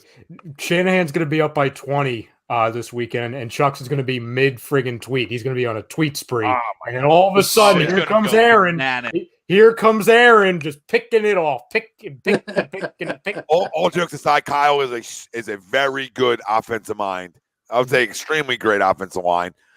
Just lacks judgment in big moments, right? And that's what defines you. So, listen, John Lynch, I said it on Sunday, has built a tremendous football team over there, and it goes untalked about, right? A tremendous group. We talk about Mayock and impact players. I mean, there's impact players all over the board for San Francisco. So, in terms of that, they got a damn good roster. If there's a roster that can go in and take it to Green Bay, it's definitely San Francisco. But like Rye said, they can't do it again. No way they can do it again. Jimmy's got 2 torn ligaments in his hand, and it's going to be. They're too hurt. That's the problem. Yeah. They're too banged up. Yeah, and I know they have Debo, who's like what do you call himself, a wide receiver back or something, to where he can play all these positions. He's awesome, right? But Special. I just can't get through my head again. And we can be like, oh well, the defense, all that stuff. You could take the ball out of the pressure off of Jimmy G. Okay, that's fine. A torn ligament hand on Jimmy G, who's already very limited and his judgment's clouded, going to Green Bay to where it's supposed to be 1 degree with a wind chill of like -7. Yeah, it's not good for your. It just doesn't make sense. Nothing makes sense anymore. But that can't happen. That's why you say Packers by 1 million. Yeah, that's why I say Packers lock of the week. I'll say that and they'll lose now. My San Fran feels really good now that Ryan locked it up. Oh no! We should be saying that about you, Greg. Don't take it. San Fran. Yeah. Oh yeah. I can't lock it by 1 million. Yep. I might put Packers by 42. Yep. Packers by 42. I'm just going to call Greg 26 now. Yeah. Beat him by 26. Yeah, I think it's go pack go across the board. I'm taking the pack. Pack? Yeah, all right. Packers. So this is going to be the fun one, I think. Rams at Buccaneers. The Bucs are a 3-point favorite. Listen, I'm a Brady guy. All right, I am. I don't run from it. But when I play him, I want to kill him. Now, that being said, I like the Rams. They're not going to a bad environment. They're going to Tampa to play this football game. And I know it's Brady. I get it. But their defense is a defense that can do what? Pressure. They got a lockdown corner to go around with Mike Evans all day. They are built to beat them. They're better than them right now. That's going to be a fun game. I think it's a dogfight. I'm going Rams on a field goal for the win. Matthew Stafford for a drive. There's one rule: never bet against Brady. I like that take. Give me the Rams. I will give me the Rams. You go there. You grumble loud. I am going to quote one David Roska. Rams. Yeah, it's probably not a guy you want to quote, but I like it. But that's the only thing he says in the chats. Rams. Yeah, he'll throw some other Chargers, Trish Stratus, Nadia Comaneci. Trish Stratus. Yeah, you can't put 2 teams in the same sport. Coyotes. But that's a story for another day. Rams by 13. All your takes are right. I mean, Tom, you're spot on. They are built to stop the pass. That's what they have. So, and it's going to be a real interesting game. But I'm gonna take it just like you said, Ralphie. I got 2 rules. You don't bet against Michael Jordan, and you don't bet against Tom Brady. I've bet against Brady 4 times. I'm counting them 4 times. I am 1-3 against Brady. This is a no play for me because I can't bet against Tom. But I would lean Rams just because they are built to beat the Bucs, and the Bucs are like, this is where the injuries on the Bucs show up. The secondary don't have enough stars, especially if that left tackle's out. And right? I think he's going he's going to play, but he ain't 100%. He's going to be limited. He's going to be limited. Dude, they're going to eat him up. I mean, Von Miller and Von Miller is going. Yeah, right. Von Miller is going to eat him up. They need playoff Lenny in this game to come back. I don't think he's going to be 100%. So I would lean Rams, but this is a no play for me. I'm staying. Yeah, I just don't think the Bucs secondary can stop what they're about to get hit with. Cooper Kupp took last week off too, which is so you know what I'm saying. Like he barely did anything. Yeah, so he's due for a big week. And listen, right to the point, like they're going to show you. They're going to show you what we should have did in the throwing game, right? Like they're going to show you the holes in Tampa's secondary right now. It's the exact opposite game plan from what they threw at us. You know what I'm saying? They can't load the box, and if they do, okay, well that's one thing. Then they'll throw it, and if they play more conservative with the pass, they'll run. And yes, Bill, we both had Rams in the Super Bowl, so that's correct. Yeah, I'm going Rams by 13. 13? Yeah. You know what's funny? At the beginning of the year, I said Tampa's the number 1 in the power rankings until somebody takes them out, right? They still are. They still no, like in my eyes, but I smell the upset coming. I think Matthew Stafford's due.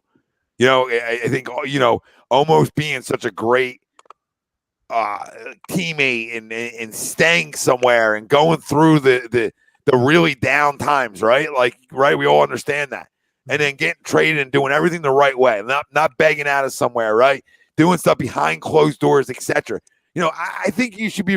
I think guys that do that should be rewarded by that. The stuff he's going through with his wife. I don't. If anybody knows the stuff he's been through with her, like that she's going through. I mean, if there's a guy out there that deserves one, it's Matthew Stafford. Because most guys are too much of fucking crumbs and me guys to sit through what he had and went through and still putting on the numbers. And we see this year that Kenny Golladay sucks without Matthew Stafford. So just to be clear, he's a pimp. Golladay sucks. We saw it. All right, we saw Ricky Waters 2.0 this year. Fucking alligator arms for the Giants because he's a loser. All right, but it just shows you how good Stafford is. And I want one for Matty if I'm rooting for a team. I would love Brady to shove it up everybody's ass again because that's always fun. But they won another playoff game. You know what I mean, guys? They won a playoff game. He's doing more than anybody's done at his age. Fuck it, Rams. Let's go. See, I think so. To kind of the point you guys were making, particularly with Nate and Ralph, right? I find it hard to bet against Brady. If I was to bet, see, I would pick Tampa to win this game, but I would bet the Rams because I think it's going to be a 1 or 2 point game that's going to come down to the end.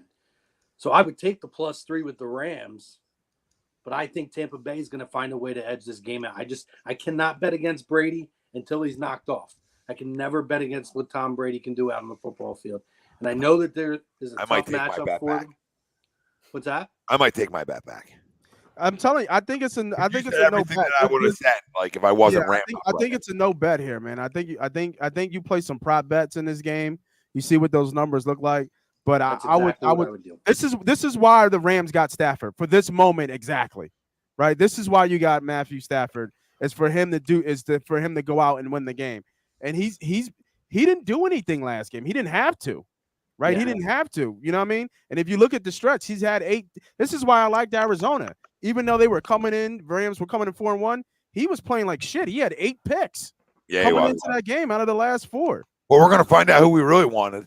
Well, I think too with this game, Nate. I think this is an opportunity for Matt Stafford now to define what is his legacy going to be. Is he going to be the guy who is his moment for sure? He's is he a stat filler in a fantasy football quarterback where he's good, but he's just not going to show up in that big moment? Like you said, he didn't have to do a whole lot, but I do think he's going to have to do a little something this week. Oh, for sure. Tampa Bay's defense is nothing to shake a leg at either. Their front, defensive line can get pressure and can get. Oh, they're a Super Bowl winning defense, right? Their defense that won the Super Bowl by their defense in that game, and they can shut the run game down. Now it's going to come down. Then it would come down to Matt Stafford being able to make plays, and I know he has the weapons there, but at the end of the day, if they're getting pressure, he's still got to be able to find the open man. So this is a big game for him. This is a big game for his legacy. I think he's going to be the X factor for the Rams. Yeah. Before I get out of here, y'all, because I've been trying to leave for an hour. But before I get out of here, just think about this in this game. And when you bet this game, and we'll talk about it on Sunday on Money Pot once we kind of get more numbers and see how the money swings and stuff like that. But when you think about this game, because I'm a numbers guy, I'm a stat guy, and I typically tend with trends and just kind of think about trends when you see market, think about stocks, how trends go up and down. And what's the probability of stuff? Matthew Stafford won his first playoff game last week. What are the odds that he wins a second playoff game? You get what I'm saying? Like this thing. What are the odds that Brady wins the second one of 45? Fucking great. It's probably. This is such a hard game. You're right, though. It's hard. It's a hard game, man. It's a hard game, man. And the line's perfect. The line's at 3 where it should be. You know what I mean? Where it could swing either way. All right, fellas. Love you, boys. I get out of here. Love you, brother. Later. All right, man. I lean Rams here. I go Rams. Really? I think you. Yeah. You got the Brady picture behind you. I know. I know. The mush. No, but I think, as we alluded to, I think this is where the injuries catch up to the Bucs, right? I think the injuries are on the line, especially. I mean, if Wirfs is not 100%, it's going to be tough for them. They can bring pressure with their front 4. We've seen it, right? And that's what ruffles Brady up, right? They're going to get to Brady, and then from the offensive side of it, they do something that we didn't do the other day. They have levels to their offense, right? With the addition of OBJ midseason, he's turned into, a productive piece. Van Jefferson, obviously Cooper Kupp, but they have different levels, right? So if Matt Stafford's getting blitzed, you have other opportunities for him to get the ball out. Cam Akers coming back is a huge story. Last week, I like the Rams. I like the Rams, and I don't know if it's really close at the end of the day.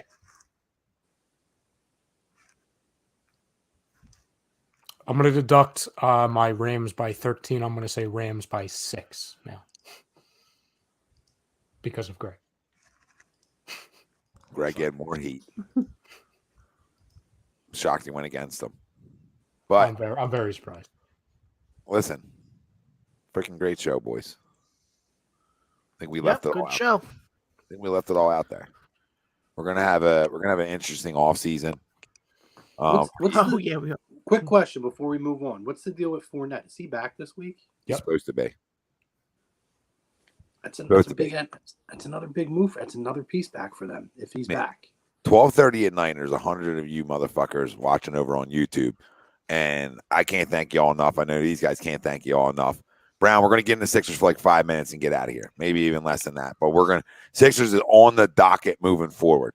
There's gonna be a lot of Sixers talk and a lot of Joel Embiid and a lot of help. But man, you guys hit that subscribe if you haven't. Right, stay locked in with us. We got over 15 live shows and more coming. So the content of the people is here, baby. And Joel Embiid, unbelievable tonight, right? 50 burger in 27 minutes. That's insane. Sixers 8-2 in their last 10, 26-18 overall. Currently in the 5 seed, and he's carrying the load, obviously. And he set a tone tonight, and we need to get that help. And me and Ryan sort of talked about this last night, that we were sort of sad because there's this cloud over this organization right now. I was just going to say that, and you can't get excited. You just can't Cloud is the perfect world because you want to be like, oh my God, 8-10, kind of like the Eagles coming down the stretch, right? Like, doesn't matter who you're beating when you're running off clips like that. Yep. But there's something missing. There's something missing around getting excited around this team. Yeah, you know what it is, Greg? You know what it is? Substance. Yeah. Well, it's De'Aaron Fox. It's anything. Like me and Ryan talked about last night. People always talk about oh, well, I don't want to stunt Maxey, stunt his growth. Knock it the fuck off. All right, now he's running your second unit, and you got instant offense in your second unit. You got to have bench production to win in the postseason here. Let's remember this. You got to be a little lengthy. So if you make a move like that, per se, you get lengthy. Now your second unit has a legit point guard that can drop 20 a night with your second unit. You think 6 men in the league aren't important? That's one of the most important positions in basketball is your 6 man. Who's bringing you instant offense off the bench? So Lou Williams been around for 55 years because he's the greatest 6 man. Yeah. Tom, we had a discussion about this very briefly at the end on Monday, and it ended up getting clipped and put on YouTube. The amount of people in that comment section that called us impatient, greedy, all of these things for just simply asking Daryl Morey to make a move, to not sit on his hands.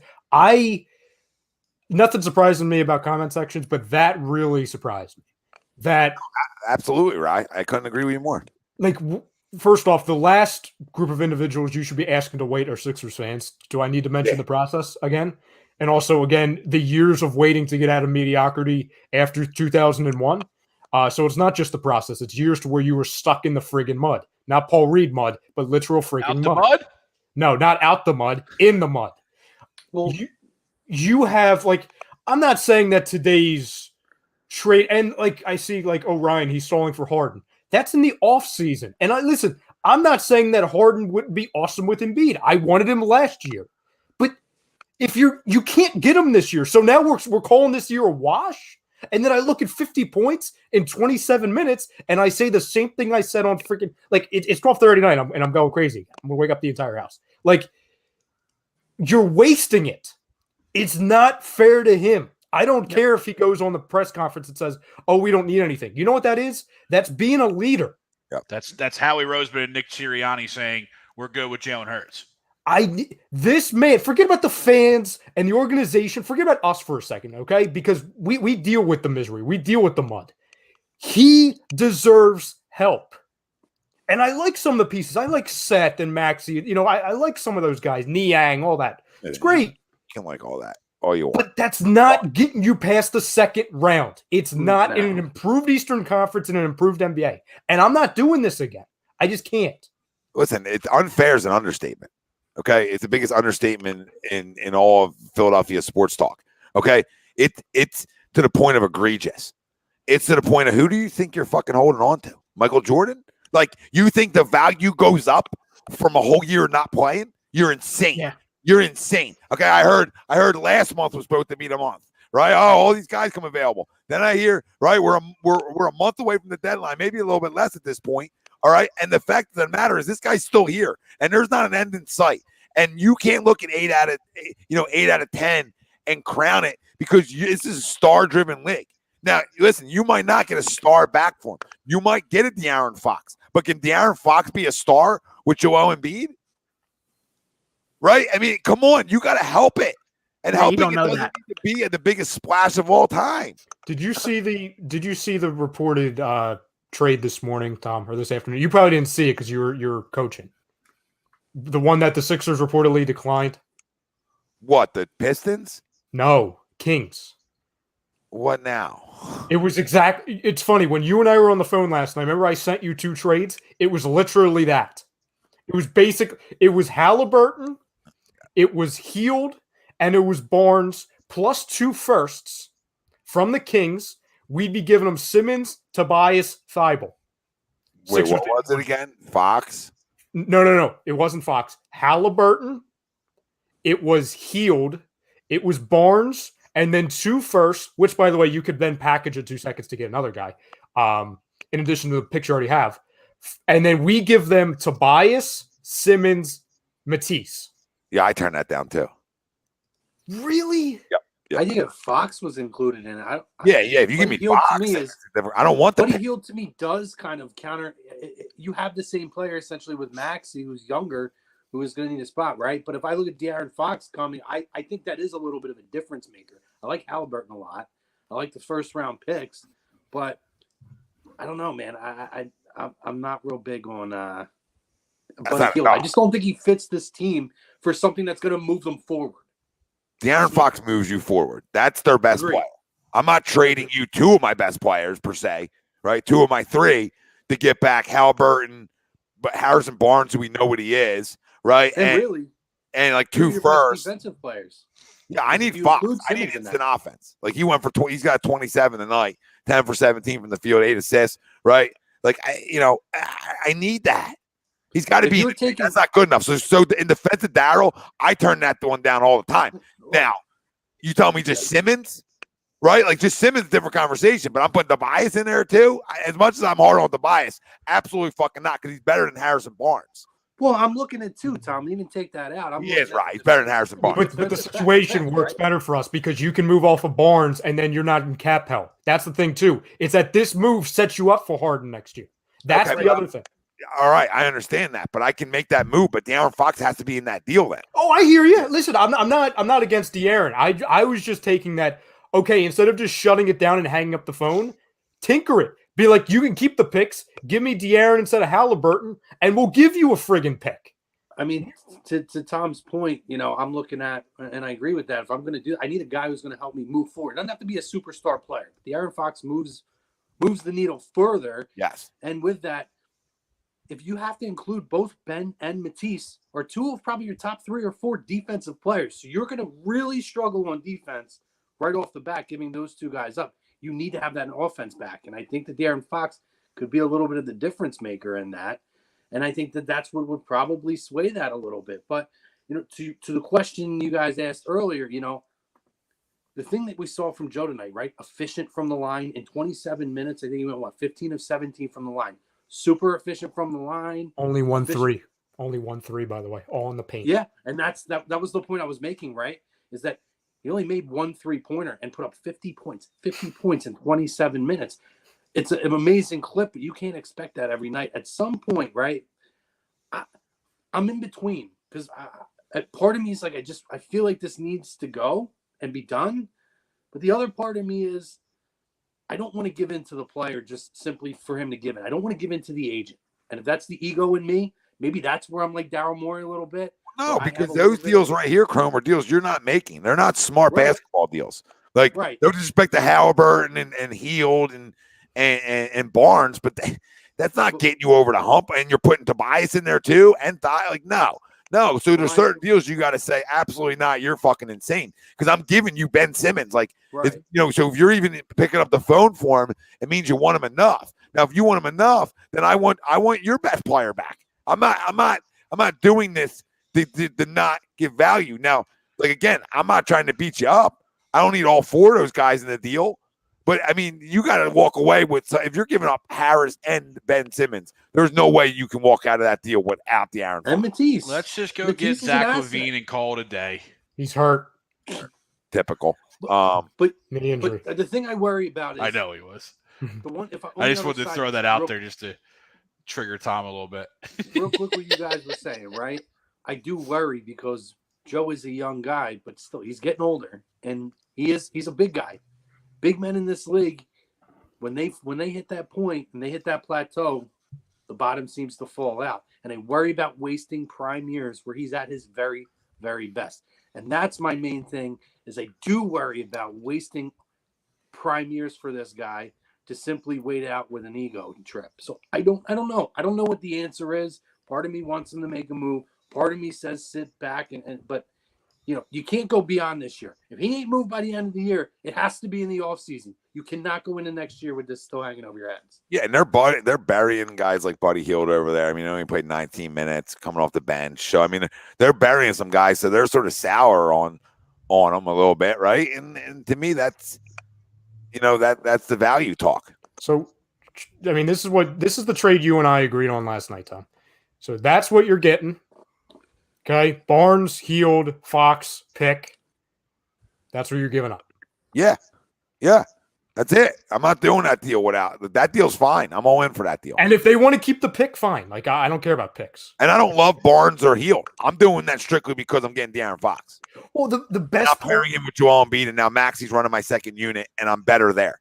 The reason why I keep going, and we talked about this last night, Tom. The reason why I keep going back to the Kings and these three players. It's because both of these contracts you can deal with. Again, we all know that Daryl's salivating for the Harden thing this summer.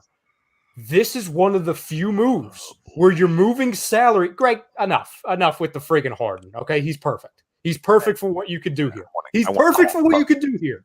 I want to call him perfect, but if I was able to team him up with a De'Aaron Fox and a Joel Embiid, I'm feeling good. And with this, you're able to move the contracts and do it. If you have Simmons and Tobias here, you can't get Harden. You can't get anybody like Harden.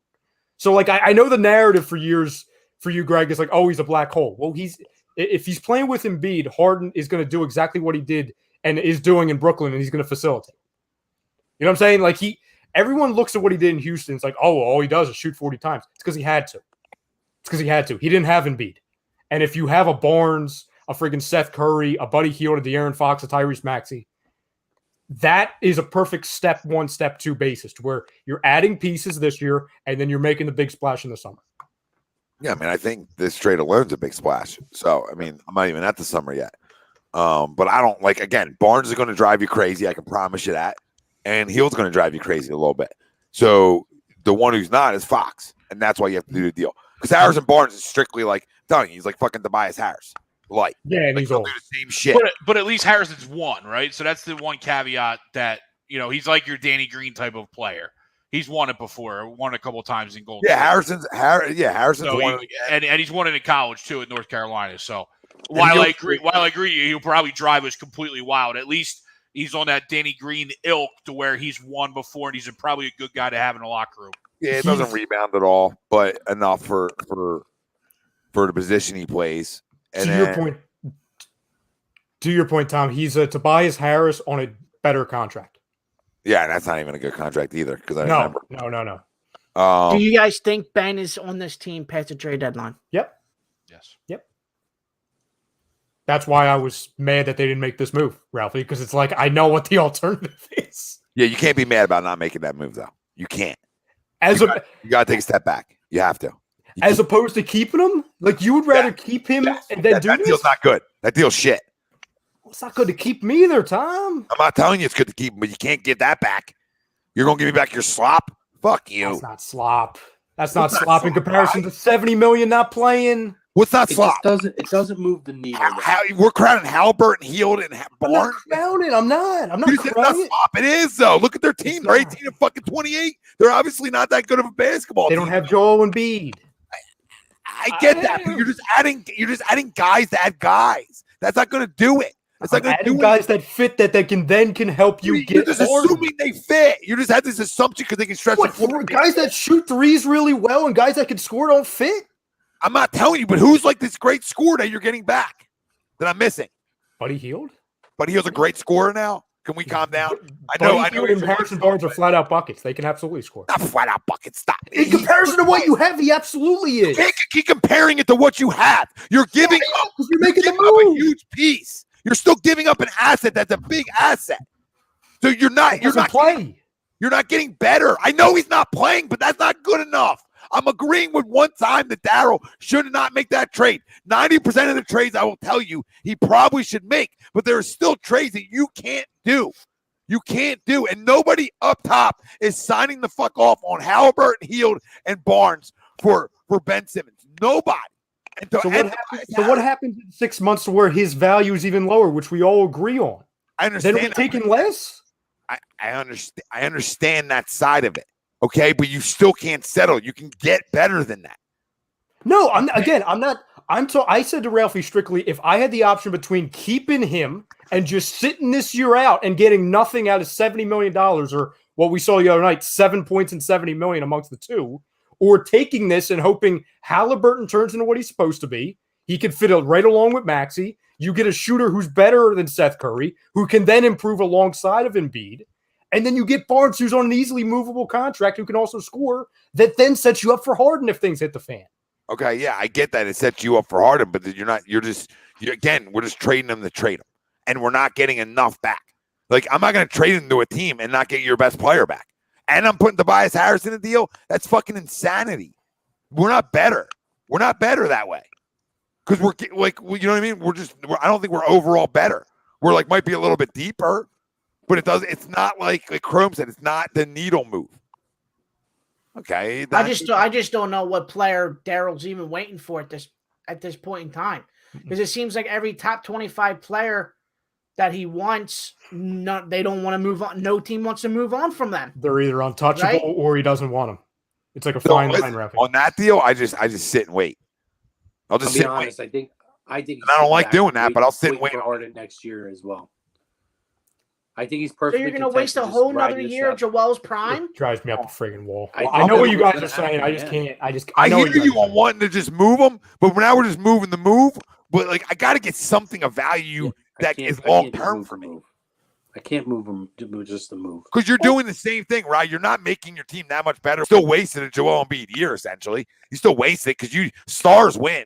You need stars back. So you're wasting a year for Harden, which is fine. I get that. But we're still in the waste a year mode.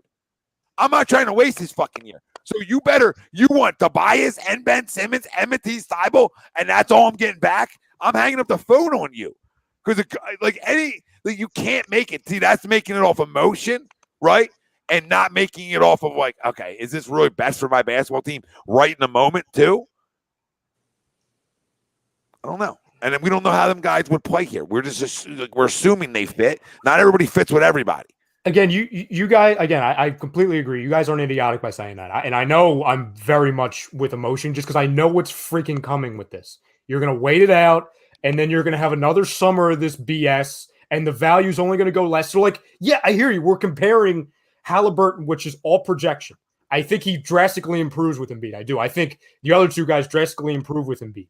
But again, to your point, the other two aren't good enough for me. The Halliburton's the only like thing in the deal, that like has potential to really be an impact player for me. Heald's okay. Like Buddy Hield's never turned into what Buddy Hield was supposed to be. Let's keep that 100. Well, this is where you and I disagree on that, because like I look at what happened with Seth Curry to where he's a bench player when he comes here, and then he's a flat out rotational piece, arguably the second best, third best player on a team because of your fit with Embiid. So I look at somebody who was lesser of a talent as what was that? Seth is a better shooter than Buddy, though. I would say he's more consistent, yeah, but then Buddy has the 38% 3-point shooter. He's 39% from the field. Like his career numbers are way better. I mean, he's having a really down year. So to me, that your stock goes down. You're on a bad team and you're not getting buckets. He's playing 29 minutes tonight too. So it's not like he's not getting minutes. And we're shooting, like I said, we're shooting 38% for three, 39% from the field. I mean, he's averaging 15, great, but it's not like he's solid, but I don't think he's a better 3-point shooter than Seth is. Yeah, and go ahead, Carl. I was just going to say, we're talking about like wasting Embiid's prime years, right? Reuben Frank shared a very interesting statistic, which apparently his line, 50, 12, and 73% from the field, has been commonly done. However, it's the first time that somebody's had a 50, 12, 73% stat line since 1996, March 7th, Michael Jordan. The only other players to do it 8 times by Wilt Chamberlain, Karl Malone twice, Kareem, Kevin McHale, Larry Bird, Charles Barkley with the Suns, and Truck Robinson. Interesting. Not a bad stat line, not a bad company to do it.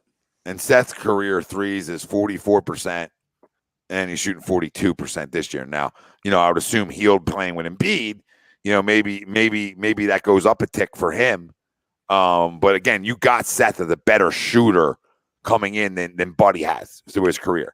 And I'm not saying a lot, but 4%, 5% is a lot for a 3-point shooter. Like 38% is league average. Yeah, and again, like this is just where we differ, because I base it off of also like, okay, maybe the volume goes down a little bit for Buddy to where the pressure's not on as much to where, okay, that can average out a little bit and help him. You know what I'm saying? And I get why you want to do it, and I'm not disagreeing with why you want to. I'm just trying to take the emotion out of that specific deal. Add Fox in them all game. Who the fuck you want? Let's go. Out the door. Oh yeah, no. I mean, if you swap in Fox for Halliburton and it's that exact deal, and Daryl said no to that, then we're like charging the freaking. Yes. We're charging Wells Fargo. There's no doubt. I'm just telling you not to set it on fire yet, right? Like, just wait a minute. Like, I'll wait until the 10th. Honestly, I would do the.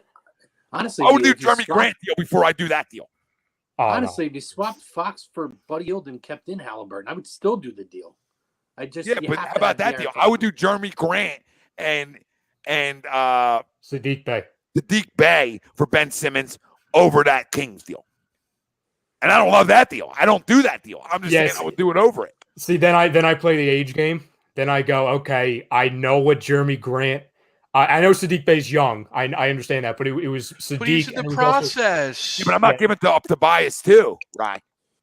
Like the Kings deal, I'm giving up to Bias too, so I still get to keep the Bias. And Matisse. I still get to keep both of them, and I get a reinforcement. But again, not good enough. I need to see Jeremy Grant's contract. I need to see when it's over. I need to see when I get flexibility, right? But for right now, it makes you a better basketball team because Jeremy can score. But again, will he come here and fit? I don't fucking know. 3 for 60, free agent after 23. Okay, so you get out of that deal in a year. Like, he's a solid player, Jeremy Grant. He's solid. Like, I like Jeremy. I like his game. He's going to rebound for you. He's going to do some of those things that you need done, and he can score. That's just to get rid of Ben, right? Like, this is a fucking mess. I told you. I just say we trade Ben Simmons and Tobias and we get Paul George. That's what I do. Well, I think at this point, just go ahead, but that won't work. I mean, Sadiq Bey had 30 tonight. I love Sadiq. That's the funny thing, Tom, and we talked about it on the phone.